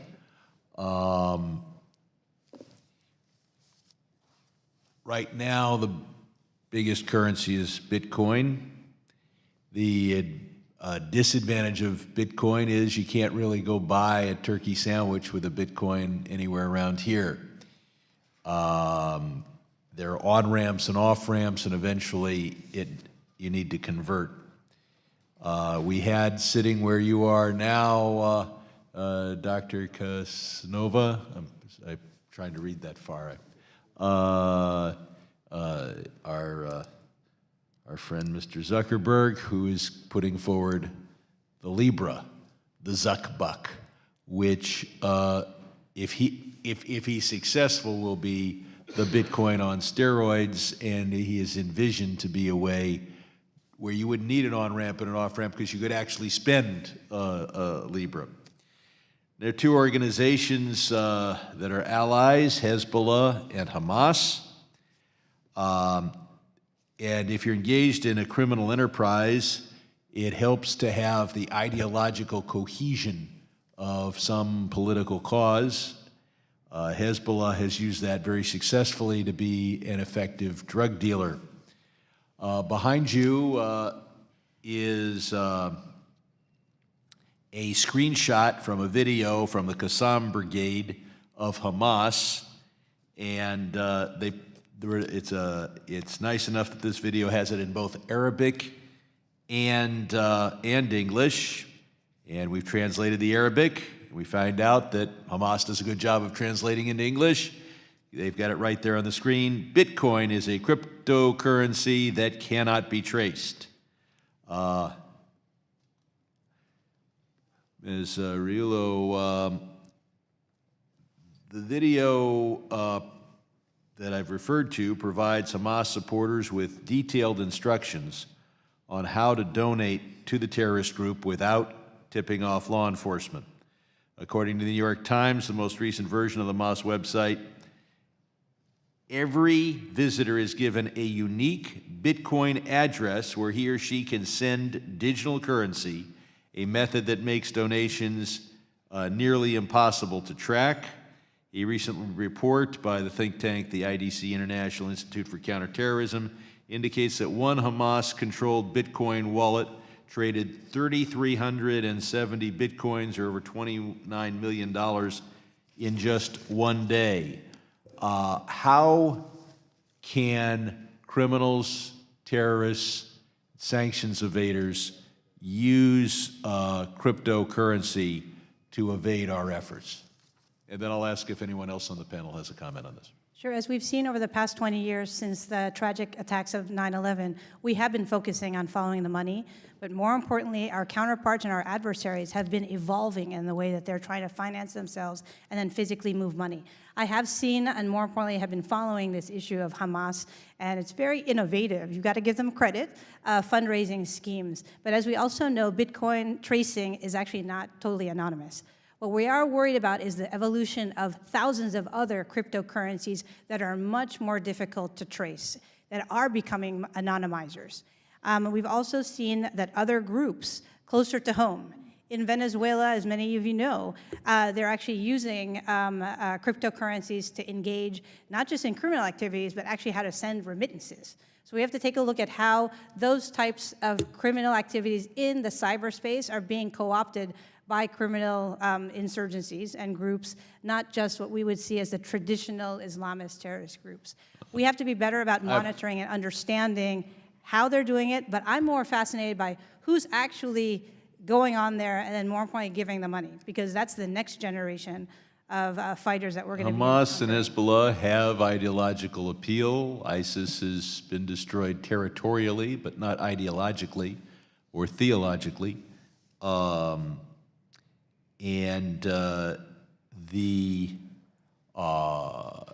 more capable, the more used these cryptocurrencies are, the more powerful tool they'll be for those trying to escape international, especially U.S. law enforcement. Does anyone else have a, yes, Dr. Kassenova. In the 9 seconds that I have, I'll just give you another example with North Korea, for example, when they do cyber attacks and then do ransomware, they force their victims to pay in cryptocurrency, and then they recycle through several stages. They don't cash out immediately, but they cash out eventually. Thank you, Mr. Zuckerberg. I yield back. Gentleman from California yields back. I'd like to thank our witnesses for their testimony today. Without objection, all members will have 5 legislative days within which to submit additional written questions for the witnesses to the chair, which will be forwarded to you all for their response, for your response. I ask our witnesses to please respond as promptly as you are able. My guess is you will get some additional questions. Without objection, all members will have 5 legislative days within which to submit extraneous materials to the chair for inclusion in the record. And with that, we are adjourned.